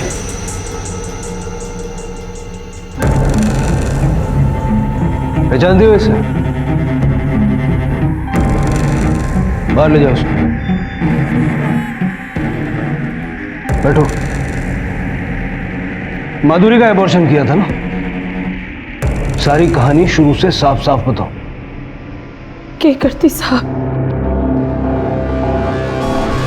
15 साल की चोरी बिन ब्याही पेट से समाज में उसकी खिल्ली उड़वाती के एक दिन, इससे पहले कि किसी को पता चले, मैंने उसका बच्चा गिरवा दिया। माधुरी ने बताया था वो बच्चा किसका था?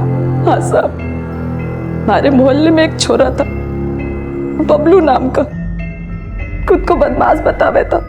उसी ने हमारी चोरी के साथ गंदा काम किया साहब।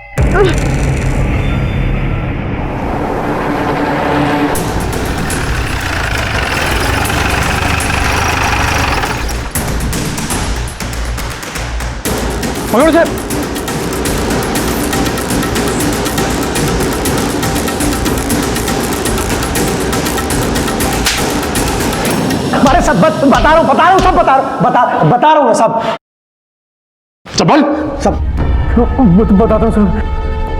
मैंने को बहुत अच्छी लगती थी माधुरी, दिन रात उसी के सपने देखता था, उसका पीछा भी करता था साहब। एक दिन मौका मिल गया तो उसी की गली में अपनी इच्छा पूरी कर ली साहब। मतलब तूने रेप किया? वो भी एक बार नहीं, कई बार? नहीं साहब, अरे माता रानी की कसम खा रहा हूँ साहब, माता रानी की कसम, सिर्फ एक ही बार किया था, सिर्फ एक बार। उसके बाद तो मैं अपने काम में बिजी हो गया। हाँ, गुंडागर्दी करने में, बदमाशी करने में। तेरी गाथा सुनने नहीं आया हम यहाँ पे। जब माधुरी की मौत हुई तो उसके पेट में बच्चा था, तेरा ही था ना? क्या बात कर रहे हो साहब? अरे 1.5 साल पहले जो हुआ सो हुआ, उसके बाद तो मैंने ध्यान भी नहीं दिया। और जे टाइम की बात आप कर रहे हो, वो टाइम तो मैं जेल में था साहब। सच बता रहा हूँ, 6 महीने जेल में रहा हूँ साहब, आज ही छूट कर आया हूँ। अगर आपको विश्वास नहीं तो आप फोन लगा के पता कर लो, लेकिन ये झूठे मामले में फंसाओ मत साहब। तुझे फंसाने की हमें कोई जरूरत नहीं है। एक नाबालिग का रेप करके तूने अपने लिए खुद एक अच्छा खासा इंतजाम कर लिया। बदमाशी निकालो सारी इसकी। अरे साहब, अरे मार, अरे साहब, अरे बता तो दिया साहब, मार क्यों रहा है? अरे बस। अगर बबलू जेल में था तो फिर कौन हो सकता है? श्रीराम, बशेश्वर, माधुरी का कजिन राहुल या फिर कोई और?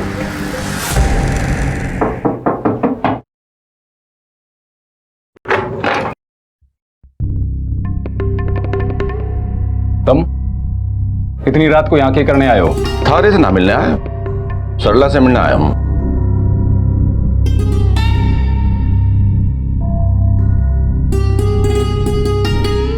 ले पीछे पकड़। आज अंग्रेजी पी लिए। देसी पीने वालों को 7वें आसमान में पहुंचा देती है अंग्रेजी शराब। हाँ, क्यों नोटों की गर्मी मनने मत दिखाइए, निकल लो यहाँ से। भाई वाह भाई वाह, मारा गिद्दड़ भाई आज शेर बन गया है। आज से पहले तो तूने ऐसा कुछ भी काम ना किया। हिम्मत कहां से आ गई तारे में? बहुत नुकसान हो जाएगा तेरा। ले पकड़। तुमने मेरी जो पैसे लिए थे, मत पियो दारू, मत जाओगे। मैंने अपनी चोरी के भविष्य के खातिर ये सब शुरू किया था। अब जब वो ही नहीं, इस पैसे का क्या फायदा? सर, जिन 3 लोगों ने माधुरी की बॉडी चुराई थी वो तीनों करनाल में पकड़े गए हैं सर। करनाल की पुलिस कल सुबह तक उन्हें हमारे हवाले कर देगी सर।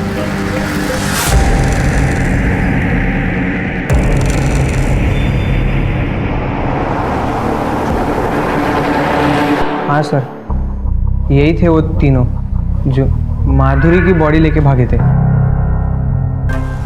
ठीक, जाओ। राजवीर, इन तीनों की इतनी खातिरदारी करो कि बिना पूछे सब बताए। अब ये साफ हो जाएगा कि माधुरी के पेट में जिसका बच्चा था कौन है और उसका इस केस से क्या था। ठीक है सर। तोड़ो।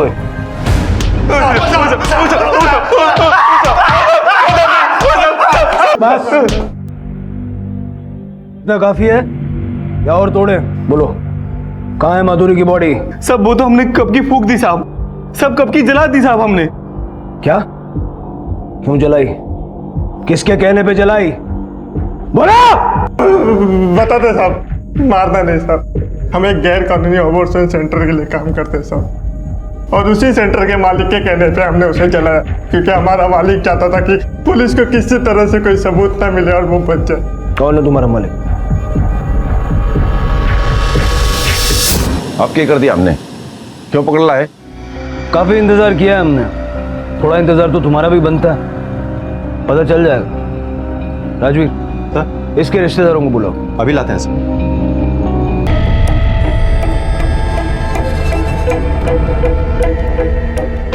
आइए।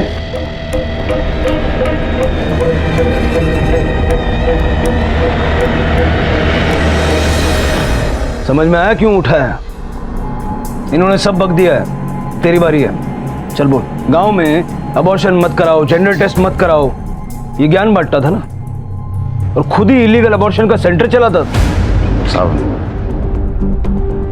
बहुत डरने दिया हमने, अपने एरिया में बहुत आंदोलन करे, जेंडर टेस्ट मत कराओ, गर्भपात मत कराओ, फिर मैं खुद ही इनडायरेक्ट इनका मददगार बन गया और मैंने जेंडर टेस्ट करवाने का और गर्भपात कराने का क्लिनिक खोल दिया। चल अब इतने ही प्यार से ये भी बता, माधुरी को क्यों मारा? ना साहब ना, मैंने ना मारा। तो बॉडी के अंतिम संस्कार करने के लिए चुराई थी?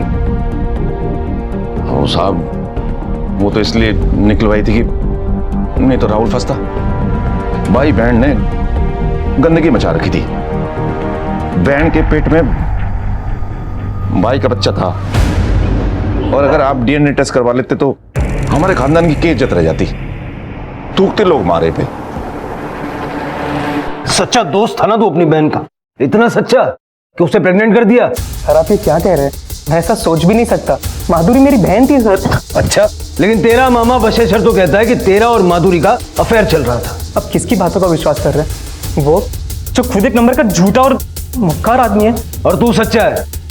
तुम्हारे परिवारों में पट्टी नहीं, लेकिन तू और माधुरी रोज मिलते, फोन पे दिन में 10 बार बात करते थे, सिर्फ दोस्ती की वजह से। 2 घर दूर तक तू अपनी दोस्त को बचाने के लिए नहीं गया। जानता है क्यों? क्योंकि वो आग तूने लगाई थी, माधुरी को तूने मारा है। नहीं सर, आप मुझ पर बहुत गलत इल्जाम लगा रहे हो। तो माधुरी मेरी बहन थी, मैं ऐसा कैसे उसे, मैं इतनी गंदी हरकत सोच भी नहीं सकता। मुझे दुख सिर्फ इस बात का कि सिर्फ 2 घर दूर रह के भी मैं उसे बचा नहीं पाया सर। माधुरी के सुसाइड या मर्डर केस से समाज में फैली तमाम दरिंदगी और गंदगी सामने आई थी।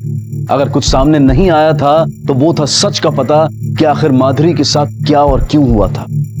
उसने आत्महत्या की थी या फिर उसे जलाकर मारा गया था, और उस अजन्मे बच्चे का बाप कौन था जो उसके गर्भ में पल रहा था। और तभी पुलिस के हाथ कुछ ऐसा लगा जिसने समाज में फैली गंदगी और घिनौनेपन की सारी सीमाएं लांघ दी। सर, राहुल की माँ बाहर बैठी है, वो आपसे मिलना चाहती है। उससे कहो कि मुझसे मिलने का कोई फायदा नहीं होगा। उसका बेटा इस केस में सस्पेक्ट है, उसे हम नहीं छोड़ सकते। अगर वो चाहे तो कोर्ट में बेल के लिए अपील कर सकते। लेकिन सर, वो राहुल को छुड़वाने नहीं आई है, बल्कि माधुरी का सुसाइड नोट आपको दिखाना चाहती है। Suicide note? साहब, ये चिट्ठी हमारे घर आज ही डाक से आई है, राहुल के नाम की थी, इसलिए मैंने खोल के पढ़ ली। एक्सपर्ट से कंफर्म करवाओ कि ये हैंडराइटिंग वाकई माधुरी की है या नहीं। अगर ये कंफर्म हो जाता है कि ये चिट्ठी माधुरी ने लिखी है तो हम आपके बेटे को छोड़ देंगे। अरे साहब, जब मैं अपनी जबान से कह रहा हूं कि मन ने मार दी मारी लोग आई, तो आप मान क्यों नहीं रहे हो? बस अब मेरा फैसला भगवान के घर में होगा, वो ही करेगा हमारा हिसाब किताब। क्या हो रहा है सर? साहब, मैं कब से इनसे कह रहा हूं, ये मेरी बात ही ना सुनते। तो मैंने मार दिया उस डायन को, अपनी लुगाई ने। उसको उसके की एक ही सजा दे दी मैंने, राख बना के रख दिया उसे, और ठीक वैसे ही मारा जैसे हमारी बेटी मरी थी। एक पुरुष औरत को समझने का कितना भी दावा करे, लेकिन वो उस पीड़ा को कभी महसूस नहीं कर पाएगा जिससे एक औरत हर पल हमारे समाज में गुजरती है। वो सुरक्षा की भावना, वो नीचा दिखाने के लिए सबसे पहले उसकी लड़की होने पर प्रहार करना, एहसास दिलाना कि तुम कमजोर हो, तुम सिर्फ इस्तेमाल करने की चीज हो, तुम अपराधी हो क्योंकि तुम लड़की हो, तुम्हें जन्म से पहले ही मारा जा सकता है क्योंकि तुम खानदान को आगे नहीं बढ़ा सकती। लेकिन कहते हैं ना कि उम्मीद पर दुनिया कायम है। हालात पहले से कुछ सुधरे, संघर्ष जारी है, इसलिए यकीन है कि बेहतर होते हुए औरत और मर्द के बीच फर्क करने की यह मानसिकता जल्द ही खत्म होगी। बबलू को माधुरी के बलात्कार के लिए, श्रीराम को सरला को जलाकर कत्ल करने के लिए और बशेश्वर को माधुरी के बलात्कार और गैर कानूनी गर्भपात क्लिनिक चलाने के लिए गिरफ्तार किया गया। ये सभी इस वक्त न्यायिक हिरासत में हैं। क्राइम पेट्रोल के सभी दर्शकों से गुजारिश है कि हम औरतों को, लड़कियों को देवी भले ही ना समझें, लेकिन उनका जो जायज हक है वो उन्हें जरूर दें कि वो भी इंसान हैं और उन्हें भी खुलकर बराबरी से जीने का हक है। नमस्कार, आदाब। क्राइम पेट्रोल डायल 100 में आप सबका स्वागत है। जीवन जीने की जरूरतें जोड़ते जोड़ते जीवन गुजर जाता है और हाथ लगते हैं खुशियों के चंद लम्हे और टूटी बिखरी उम्मीदों के दिन, महीने और साल।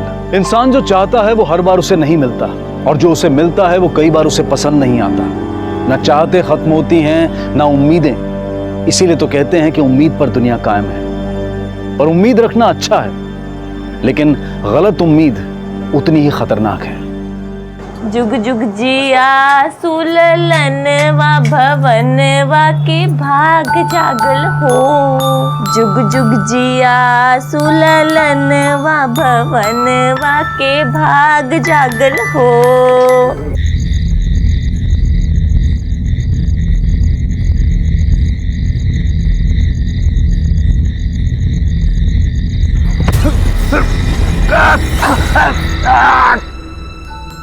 जुग जुग जिया सुललनवा लो दुदू आ गया। ललनवा लाल हुई है फुलवा के दीपक, मनवा में आस जागल हो।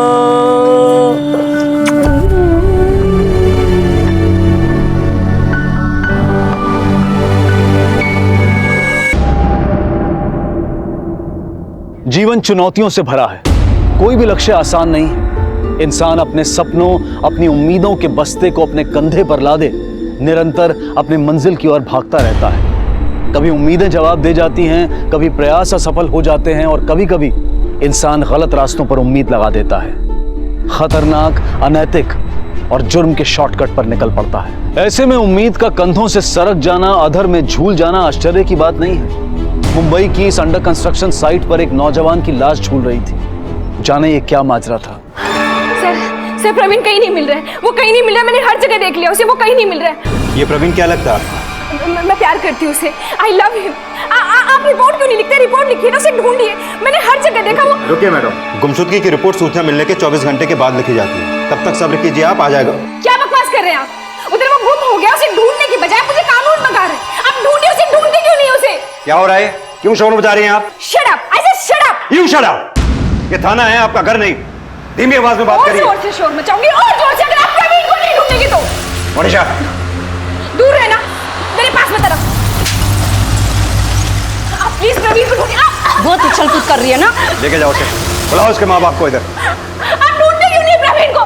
छोड़ो मुझे, प्रवीण को ढूंढिए आप। पुलिस वालों पे हाथ उठाया आपकी बेटी ने। माफ कर दीजिए सर, वो क्या है, जब उसको गुस्सा आता है तो उसका दिमाग खराब हो जाता है सर, बस। हमें माफ कर देना, बच्ची है। बच्ची नहीं है मैडम, अपने लवर की मिसिंग कंप्लेंट लिखवाने आई थी वो यहाँ। लवर? जी। कौन लवर सर? प्रवीण। प्रवीण? नहीं, प्रवीण तो भाई है उसका, अंशिका का चचेरा भाई। पर उसने तो हमें लवर बताया। नहीं सर, मुझे लगता है शायद सुनने में गलती हो गई है। वो उसका कजिन ब्रदर, मतलब मेरे बड़े भाई का बेटा है। अंशिका, प्रवीण क्या लगता है तुम्हारा?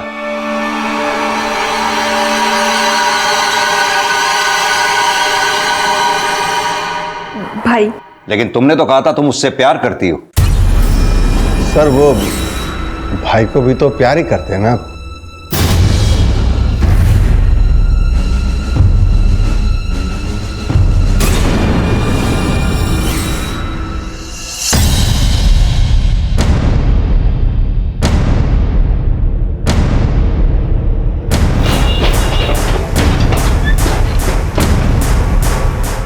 प्रवीण महाजन अभी तक आए नहीं सर, कल भी नहीं आए थे और उनका फ़ोन भी बंद आ रहा है। अपनी मैनेजर सोनम शर्मा को बुलाओ। सर सोनम मैडम भी नहीं आई अभी तक, 2 दिन से वो भी नहीं आई हैं।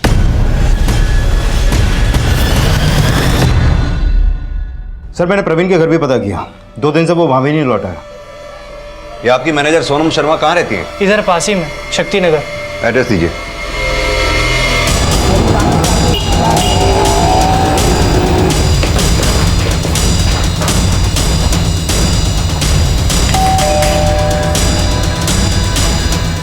आप बता सकते हैं कहाँ गए हैं ये लोग?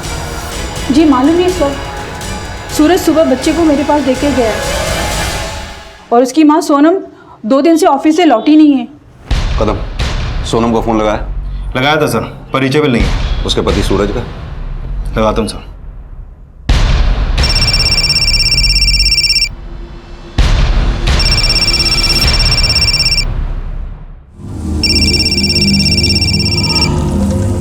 हेलो, सूरज शर्मा। अब सूरज शर्मा को फोन किया है तो सूरज ही बोलेगा ना। कहाँ हो तुम? हम कहीं भी हो। तुम कौन होते पूछने वाले? सब इंस्पेक्टर गोविंद कदम। कहाँ है तू? अरे साहब, मैं तो यहीं पर हूँ साहब। अरे भाई सही से पकड़, कंधे से हाथ निकल जाएगा मेरा। बीवी कहाँ है तेरी? क्या मालूम साहब। कब से लापता है? नहीं साहब, मेरी बीवी लापता नहीं हो सकती। वो तो हर वक्त काम काम काम, दिन में काम, रात में काम। सब उसको फुर्सत ही नहीं लापता होने की। शिंदे, घर छोड़ के आओ उसको। अरे चलिए आप लोग, चलिए जाइए। चलिए अपने अपने घर जाइए। सर अभी तो ये कुछ भी बोलने लायक नहीं है।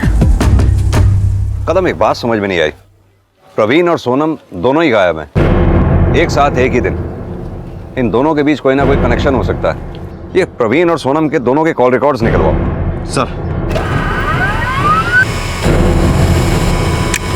सर, ये सोनम और प्रवीण के कॉल रिकॉर्ड्स। इनके कॉल रिकॉर्ड्स के मुताबिक 17 तारीख को जिस दिन जिस वक्त से सोनम और प्रवीण गायब हुए, उन दोनों की फोन लोकेशन एक ही एरिया में थी, आनंद लोक में। और इन दोनों के फोन भी स्विच ऑफ एक साथ हुए। इन दोनों के बीच बातचीत का पैटर्न रेगुलर सा ही है, प्रवीण और सोनम।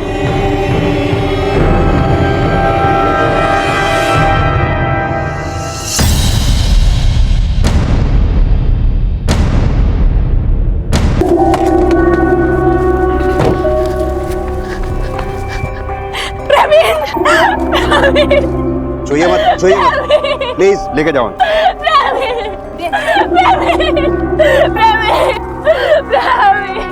सर, सुसाइड करने के लिए इतनी दूर आना बड़ा अजीब है। यहाँ आना इसका कोई डेली का रूटीन नहीं था। अब सवाल ये उठता है कि ये यहाँ खुद आया या ऐसे कोई लेके आया। तो सर फिर तो ऐसे सुसाइड या मर्डर कुछ भी कह सकते हैं।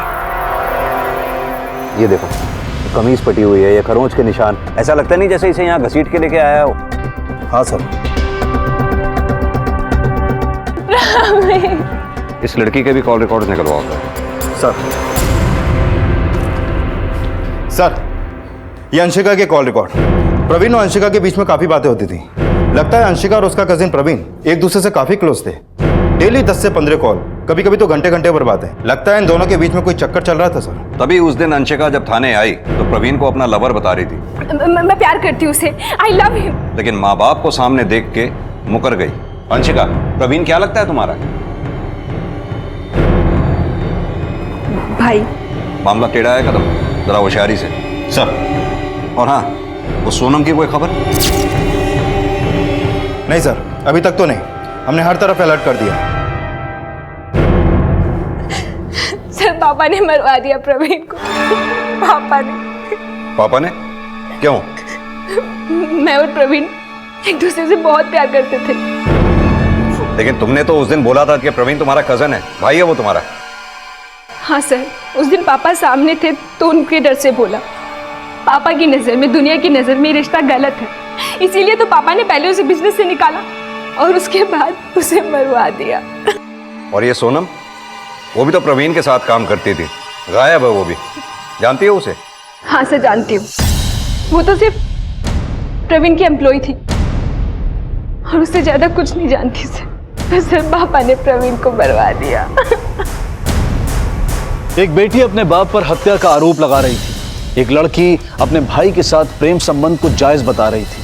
क्या प्रवीण की हत्या और सोनम की गुमशुदगी के बीच में कोई संबंध है?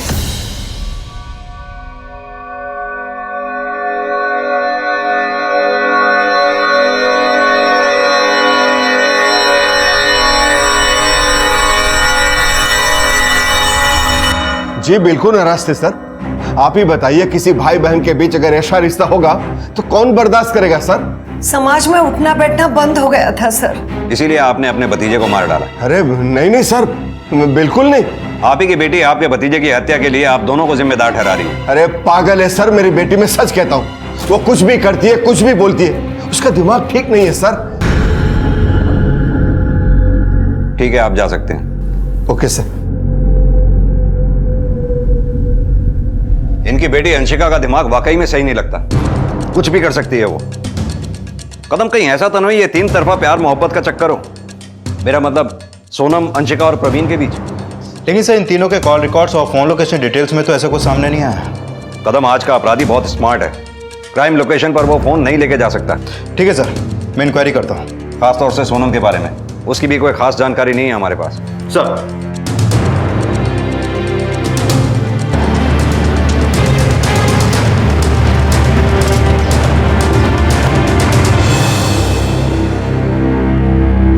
सर काम में तो बहुत सही है सोना मैडम, अपने प्रवीण सर का सारा बिजनेस संभाला हुआ है उन्होंने। उन दोनों के बीच कोई खास रिश्ता? नहीं सर, खास तो कुछ नहीं, बस काम का ही रिश्ता है समझ लीजिए। कोई लड़ाई झगड़ा हुआ तो उन दोनों के बीच? नहीं सर, कभी झगड़ते नहीं देखा उन दोनों को। सब पानी।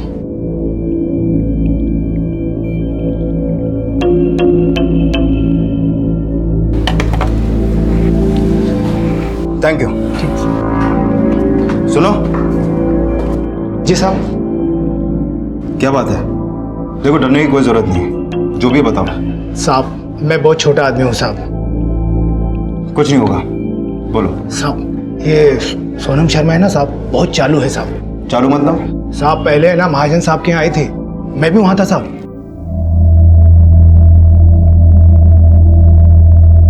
साहब ये मोती, मनके, लच्छे, पायल हम सब बनाए अपने गांव में, आप एक बार देख लीजिए ना। देखो ये यहाँ पे खरीदी नहीं होती है, फैक्ट्री है हमारी, बहुत कुछ बनता है वहाँ पे। तुम इसे कहीं और ले जाकर बेचो, ठीक है? साहब हमें नौकरी दे दीजिए ना, हम बड़े अरमान लेकर आए अपने गांव से। नौकरी वोकरी नहीं है मेरे पास। साहब भले 4 पैसे कम दे दीजिएगा, पर हमें काम पर रख लीजिए, हमें बहुत जरूरत है काम की। अरे बोला ना नौकरी वोकरी नहीं है मेरे पास, चलो जाओ। पर साहब। माथुर साहब वो परचेस वाली फाइल सुबह रेडी करके रखना, बड़े साहब मांगेंगे।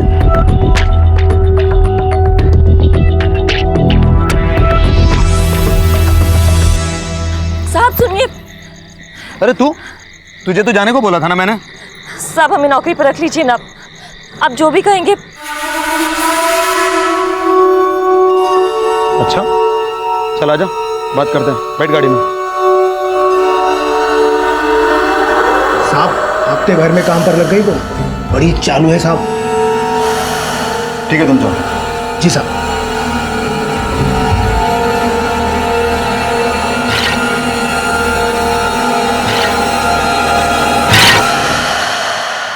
साहब झूठ बोल रहा है चपरासी, सब जलते हैं मेरी बीवी से साहब। जलते थे? क्यों जलते हैं? सब गांव की लड़की 10वीं पास, इतनी जल्दी तरक्की जो करने लगी। मतलब वो जो बोल रहा है वो सही नहीं है? साहब सब बकवास है साहब, मैं ठहरा बेवड़ा आदमी, महीने के 2000 रुपए कमाता हूँ, वो भी दारू पे उड़ा देता हूँ साहब। ये जो घर है ना सोनम का खरीदा हुआ है साहब, ये सोफा, ये टीवी, अंदर फ्रिज साहब सोनम ने खरीदा है साहब, ये घर ही उसके पैसों से चलता है। अच्छा वो सब तो ठीक है, ये बता वो तेरे को छोड़ के क्यों गई? साहब वो मुझे छोड़कर कहीं नहीं जा सकती साहब, वो तो मुझ पे जान देती है।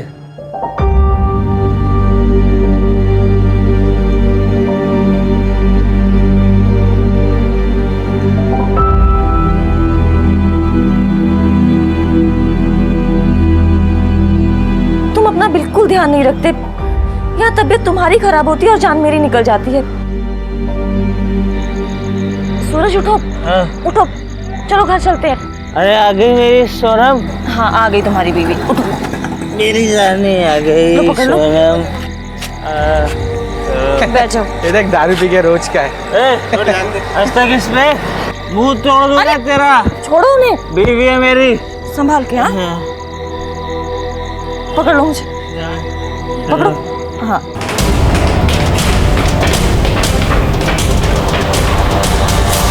सर वो चपरासी बिल्कुल झूठ बोल रहा है, सोनम जी का काम देख के ही मैंने उन्हें यहाँ पे काम पे रखा था, काफ़ी मेहनती है वो। सर एक बात कहूँ, यहाँ पे काफ़ी लोग हैं जो सोनम जी की तरक्की से जलते थे, और ये जो चपरासी है ना 2 नंबरी आदमी है सर, वो सिर्फ और सिर्फ सोनम जी से बदला निकाल रहा था। किस बात का बदला? रंगे हाथों पकड़ा था उसे चोरी करते हुए सोनम जी ने। पवन रुको। क्या हुआ मैडम? क्या ले जा रहे हो इसमें? खोलते मैडम, खाली डब्बा है। खोल के दिखाओ। खोल के दिखाओ। कुछ नहीं है मैडम। तो खोल के दिखाओ। लाओ। क्या हुआ मैडम? ये डब्बा है। हाँ? सनक सवार थी, कईयों ने तो उसे बोलते हुए सुना था यहाँ पे। क्या? यही कि सोनम जी को और प्रवीण जी को छोड़ेगा नहीं, सबक सिखाएगा। सर मुझे तो लगता है ये चपरासी ने ही सोनम जी का और प्रवीण जी का कुछ किया है। और मुझसे गलती हुई थी, मैंने चोरी की थी और मैं उसके लिए माफ़ी भी मांग चुका था साहब। लेकिन क्या साहब मैं इसके लिए किसी को मारूंगा क्या साहब? साहब मैं अपने बच्चे की कसम खाता हूँ साहब, मैंने किसी को नहीं मारा है साहब। मैनेजर झूठ बोल रहा है। मैंने आपको बताया ना साहब, मैनेजर का और सोनम का रिश्ता था साहब, उसका वो चक्कर चल रहा था उसका। मैनेजर तो क्या साहब, उसने महाजन साहब को भी नहीं छोड़ा साहब। क्या? हाँ साहब, प्रवीण साहब ने अपना काम अलग से नहीं किया था साहब, वो भी महाजन साहब के साथ ही काम करते थे जब उनकी कंपनी नहीं बनी थी। काका ये पिछले हफ्ते की से पिछले 4 महीने में सबसे ज्यादा। गुड। अरे तुम रहने दो ना, हम बनाते हैं। वेल डन, बधाई हो भाई। काका बधाई मुझे नहीं, इसे दीजिए। ये सोनम है, पिछले हफ्ते ही आई है, बहुत मेहनत कर रही है। सर मैंने इसे काम पे लगाया। सर शक्कर 1 चम्मच ना। हाँ, लेकिन तुम्हें किसने बताया कि मैं सिर्फ 1 ही चम्मच लेता हूँ? काका सब पता है इसे, काफी टैलेंटेड है, ऑफिस का काफी काम संभाल रखा है इसने। गुड। आइए दिनेश जी। सर ये आपकी चाय। Thank you.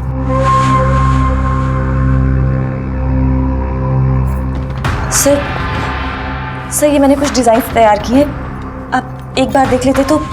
ये झुमके हैं, और सर ये कड़े, और सर ये नेकलेस देखिए ना, इसमें कितनी बारीक कारीगरी करी है।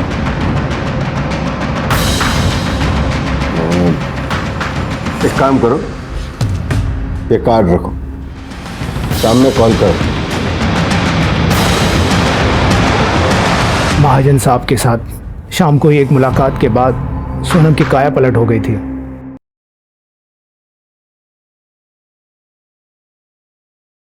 दिनेश जी, वो बिक्री वाली फाइल मेरे कैबिन में लेके आइए। Okay ma'am. 1 कप चाय 3 चम्मच चीनी के साथ।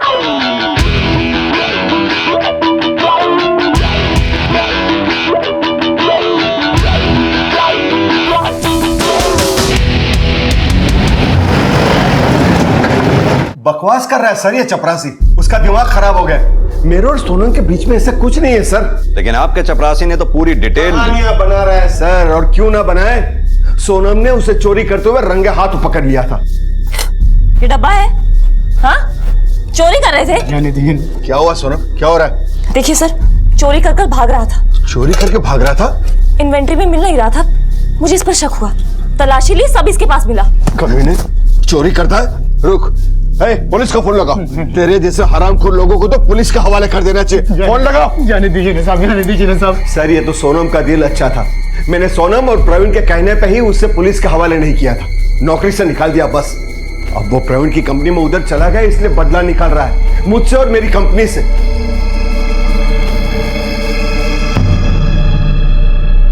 किसी भी इंसान को समझ पाना आसान नहीं है, लेकिन किसी व्यक्ति के बारे में एक नजरिया कायम कर लेना भी गलत है। सूरज के लिए सोनम एक आदर्श बीवी, एक प्रोफेशनल और उसकी जिंदगी का एक इंपॉर्टेंट हिस्सा थी। लेकिन सोनम के दायरे में ऐसे कई लोग थे जो उसके बारे में बिल्कुल उलट राय रखते थे। एक औरत जो एक नहीं कई मर्दों के साथ नाजायज संबंध बनाए हुए थी। एक लड़की जो अपनी महत्वाकांक्षा के लिए हर मर्यादा को पार कर सकती थी। पुलिस के लिए सोनम की सच्चाई साबित करना, सोनम की गुमशुदगी और प्रवीण की हत्या की गुत्थी को सुलझाना निहायत जरूरी था। घर और ऑफिस के अलावा बस अब एक पड़ोसी बचा था जो पुलिस को सोनम के बारे में सही तस्वीर दिखा सकता था।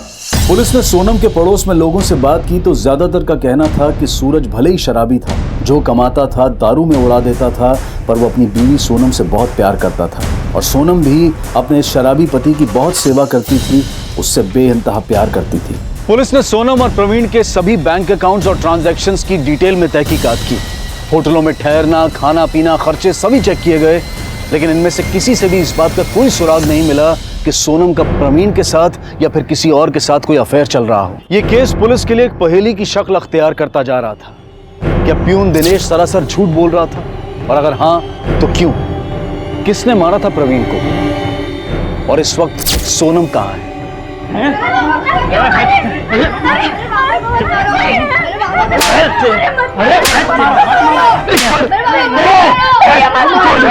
तेरी जबान खींच लूंगा। पुलिस को क्या बक रहा था? तेरी जबान खींच लूंगा मैं। साहब वो आदमी झूठा है, एक नंबर का चोर है। साहब आपको मालूम है सोनम ने ना चोरी करते हुए पकड़ा था उसको ऑफिस में। मैंने खुद ही बोला था ना साहब, मैंने चोरी की थी साहब, पर इसका ये मतलब नहीं कि मैं कुछ भी गलत करता रहूंगा साहब। और जिसने मलाई खाई है साहब, वो खुद से कैसे मानेंगे साहब? साहब एक बार मुझे जाने दो उस चपरासी के पास, इतना मारूंगा उस चपरासी को, मेरी सोनम का नाम खराब किया। अंधा है साहब वो बेवड़ा उस औरत के प्यार में अंधा है, और वो उसकी औरत एक नंबर की चालू है साहब। मैं तो बोलता हूँ साहब, उसका परवीन साहब से चक्कर चल रहा था साहब, नहीं तो परवीन साहब उसे अपनी नई कंपनी में क्यों लेकर आते, वो भी 3 गुना तनख्वाह में साहब। सोनम तुम मेरे साथ चलो, मेरे लिए काम करो, अपनी खुद की कंपनी डालूंगा मैं। क्या बकवास करते हो प्रवीण? ये मेरी कंपनी की एम्प्लॉई है। ओके एम्प्लॉई है मगर अब नहीं रहेगी। तुम चलो, यहां से 3 गुना ज्यादा तनख्वाह दूंगा तुम्हें। नहीं सोनम। सोनम बोलो।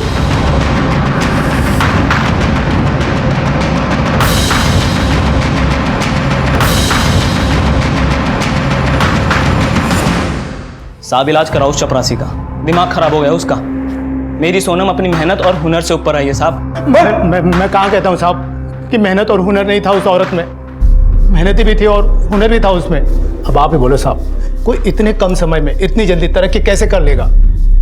चालू पने से साहब, आप एक बार उस सोनम को पकड़ो साहब, उसके बाद में सच का सच और झूठ का झूठ सब पता चल जाएगा। अगर मेरी बात गलत निकले ना तो आपको जूता और मेरा सर साहब।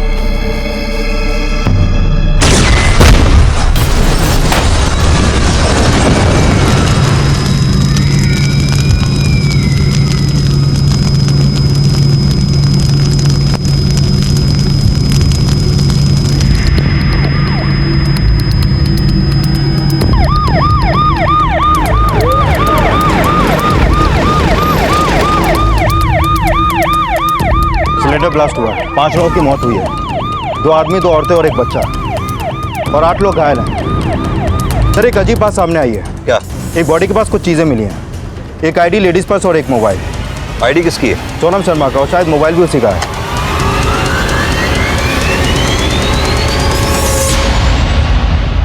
बस्ती में आग, आग में झुलसी औरत की एक लाश, और लाश के पास सोनम के नाम का आइडेंटिटी कार्ड, मोबाइल और कुछ सामान। ये सब पुलिस को कुछ अजीब उलझन में डाल गया। प्रवीण की हत्या की पहेली अब भी अनसुलझी थी। पुलिस को शक था कि प्रवीण का संबंध सिर्फ अंशिका से ही नहीं, शायद सोनम के साथ भी था। सोनम और अंशिका अब दोनों उसकी हत्या के आरोपी थे। लेकिन पुलिस को सोनम की लाश मिल गई थी, यानी कि शक की सुई पूरी तरह से अंशिका पर आकर रुक गई थी, और सोनम के नाजायज संबंधों के हवाले ने सोनम के पति सूरज को भी शक के दायरे में लाकर खड़ा कर दिया था। खुशी बेटा, खुशी बेटा दूध पी ले बेटा। बेटा मानते तुम्हारी नजर अम्मा को ढूंढ रही है, हम पियक्कड़ हैं बेटा, बेवड़े हैं, पर बेटा ये सब भूल के थोड़ा दूध पी ले बेटा, तबीयत खराब हो जाएगी वरना बेटा। बेटा दूध पी ले बेटा, थोड़ा सा दूध पी ले बेटा। अच्छा बेटा, आ रही अम्मा, आ रही है, आ रही है, आ रही अम्मा, आ रही बेटा, ले ले ले, आ रही। अच्छा बेटा। नमस्ते साहब। नमस्ते साहब, इसकी माँ मिली क्या साहब? एक लाश मिली है सूरज, तुम्हें हमारे साथ चलना होगा उसकी पहचान करने के लिए। लाश? हाँ। नहीं साहब, वो मेरी बीवी नहीं हो सकती, वो कोई और होगी साहब, आप एक बार ध्यान से देखो। लेकिन पहचान करने के लिए तो चलना पड़ेगा ना साहब। मेरी बीवी मर नहीं सकती साहब, नहीं वो नहीं मर सकती। अरे सूरज, आप जाओ साहब, आप जाओ, पड़ेगा। आप जाओ।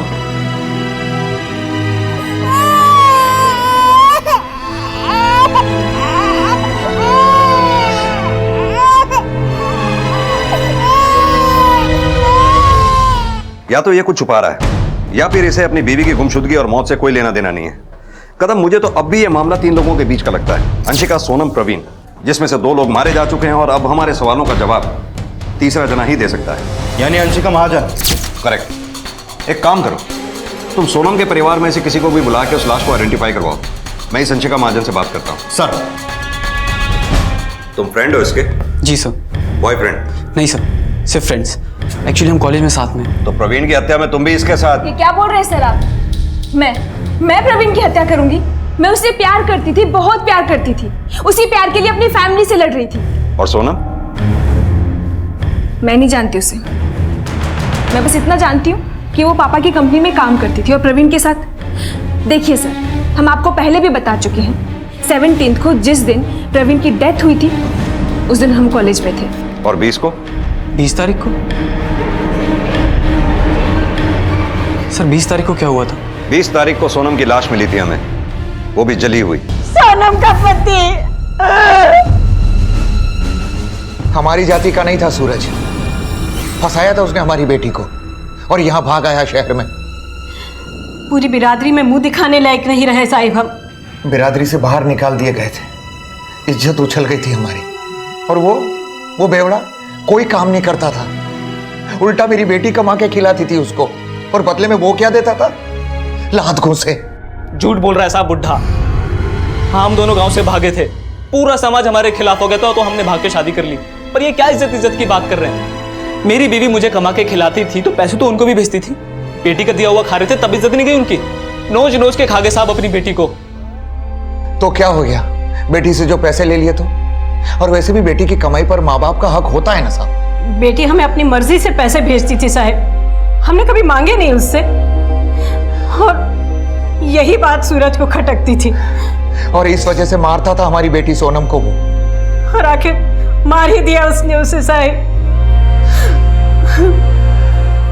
ठेके पे पड़ा रहता है दिन भर, पर बीवी पर हाथ नहीं उठाया उसने कभी। सोनम के माँ बाप तो जब गांव से आते सूरज को जली नहीं करते रहते थे। सूरज ने कभी पलट के सोनम के माँ बाप को जवाब नहीं दिया, सिर्फ इसलिए कि वो अपनी बीवी की बहुत इज्जत करता था। साहब अगर मैं उसके परिवार से इतनी नफरत करता तो उसकी छोटी बहन और उसके पति को मैं यहाँ आने देता? उसके पति को नौकरी दिलवाने में मदद करता साहब क्या मैं? उसकी बहन भी इधर ही रहती है? हाँ साहब, उसकी छोटी बहन सीमा और उसका पति सुनील।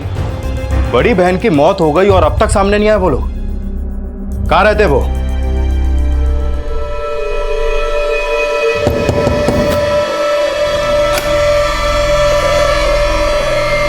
नमस्ते साहब। ये सोनम शर्मा की बहन इधर ही रहती है? जी जी साहब।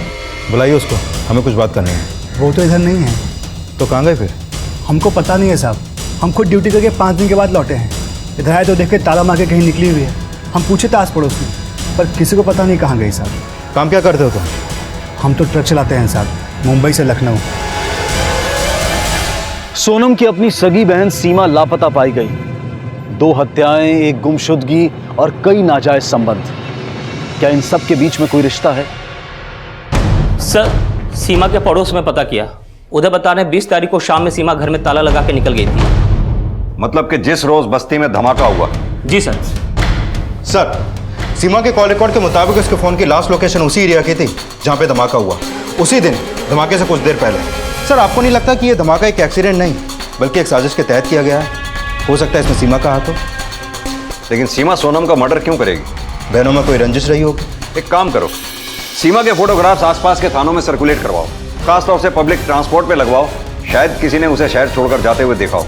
सर, एक बात और, सीमा के कॉल रिकॉर्ड में सोनम के ऑफिस का भी नंबर मिला है। लेकिन ये सीमा के कॉल रिकॉर्ड्स में सोनम के ऑफिस का नंबर आया कैसे? हाँ सर, जानता हूँ इसको। 3 महीने पहले सोनम मैडम लेके आई थी इसको, कुछ काम चाहिए था। तो मिला कहाँ? प्रवीण सर बोले कि रख लो, बट सर बहुत ही बकवास वर्कर थी, एक नंबर की कामचोर और आलसी। क्या है ये? सारा का सारा माल डिफेक्टिव है। तुम्हें काम पे रखा क्यों था मैंने? कि क्लाइंट के पास सारा माल जांच परख होने के बाद जाए, और तुमने क्या भेजा उनको? ये सब सारा माल वापस आ गया और वो अपने पैसे वापस मांग रहे हैं। पर सर मैंने तो जांच की थी। बकवास बंद करो और निकल जाओ यहाँ से। पता नहीं कहां से आ जाते हैं।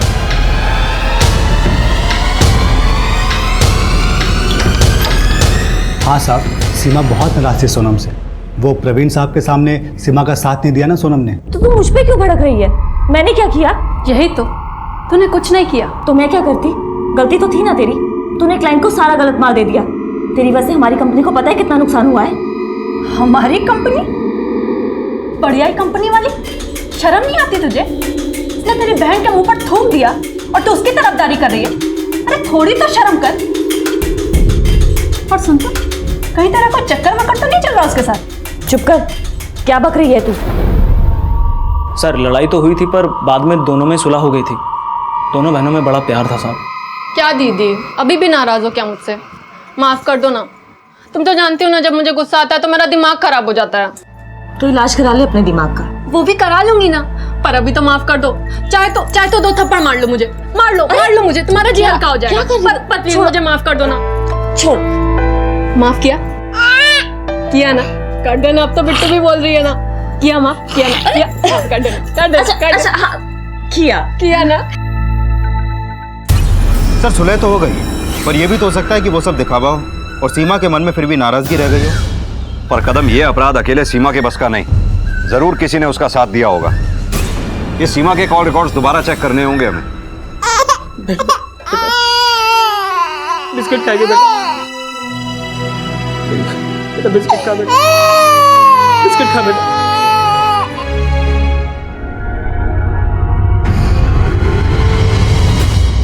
सर सीमा के कॉल रिकॉर्ड से तो लगता है कि वो किसी डॉक्टर मधु कुमारी के पास जाया करती थी।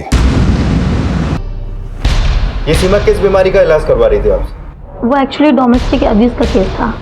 पति मारता था उसको। तो फिर आपके पास क्यों? चोटें आ जाती थी उसके शरीर पर। बहुत बेरहमी से मारता था उसका पति। 2 बार तो आंखें फूटते फूटते बची हैं सीमा की, और सिगरेट से सारा बदन दाग दिया था। पीठ पे जलने के निशान थे उसके। सीमा की डॉक्टर ने सीमा पर हो रहे डोमेस्टिक वायलेंस के बारे में पुलिस को खबर करना तक जरूरी नहीं समझा, और उसकी यही छोटी सी गलती एक बड़ी दुर्घटना का कारण बन गई। समाज अगर ना जागे तो एक छोटे से जख्म को भी पूरे शरीर में फैलते देर नहीं लगती, फिर वो चाहे शराब का जहर ही क्यों ना हो। खुशी बेटा, खुशी मेरी बेटी गाना सुनेगी, लोरी सुनेगी मेरी अच्छी। देख बेटा बम्बी की लोरी बेटा। खुशी कहाँ है बेटा? बेटा खुशी, खुशी, खुशी बेटा, खुशी बेटा, खुशी, खुशी।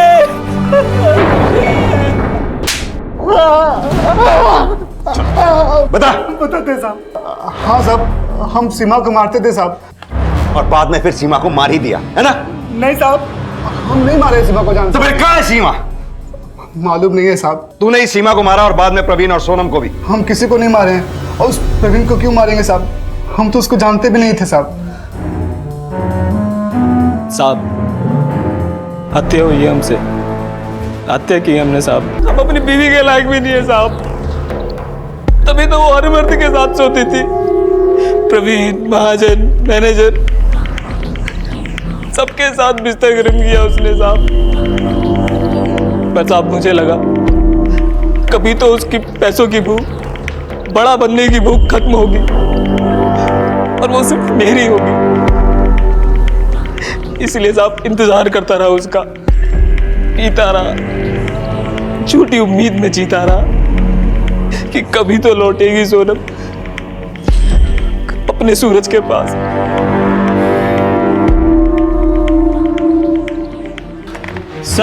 सर सीमा का मोबाइल एक्टिव हो गया है। Location Parkview hotel, Shankar road.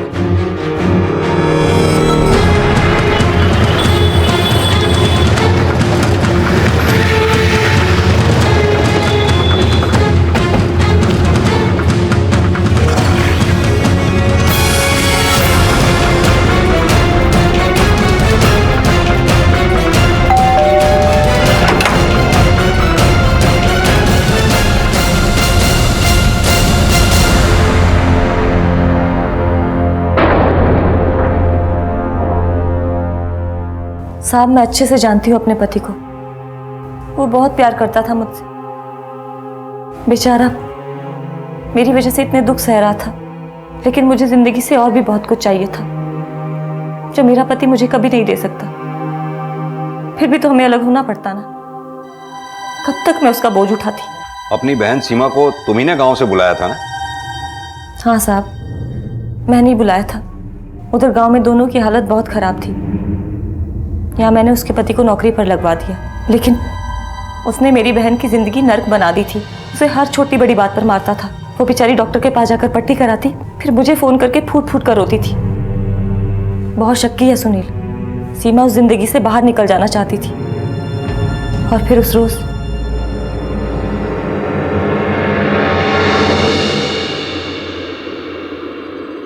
कहाँ रह गई थी तू? मैं कब से तेरा इंतजार कर रही थी। तू आज ही यहाँ से निकल जा, मैंने तेरा सब इंतजाम कर दिया है। तू यहीं रुक, मैं तेरे लिए बस की टिकट लेकर आती हूँ। जल्दी आना। हाँ जल्दी आऊंगी। वापस आ रही थी तो मैंने देखा कि सीमा का पति सुनील बस्ती से जा रहा था।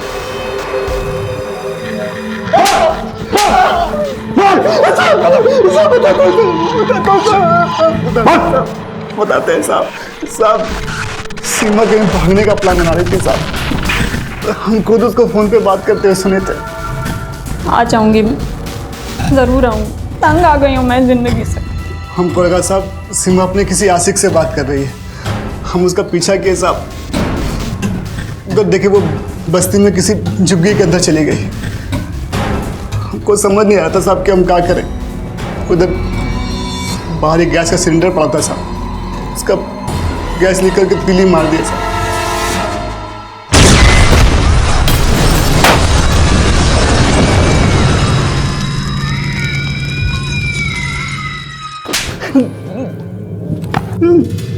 तेरे इस पागलपन की वजह से 8 लोग घायल हो गए, 5 लोगों की जानें गई।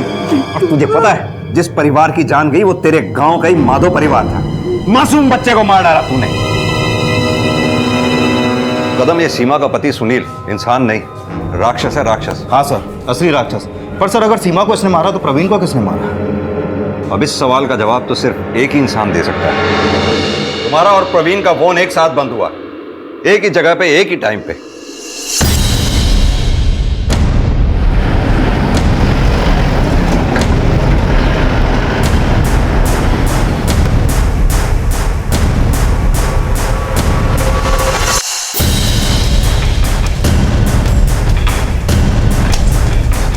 सर आप कौन है?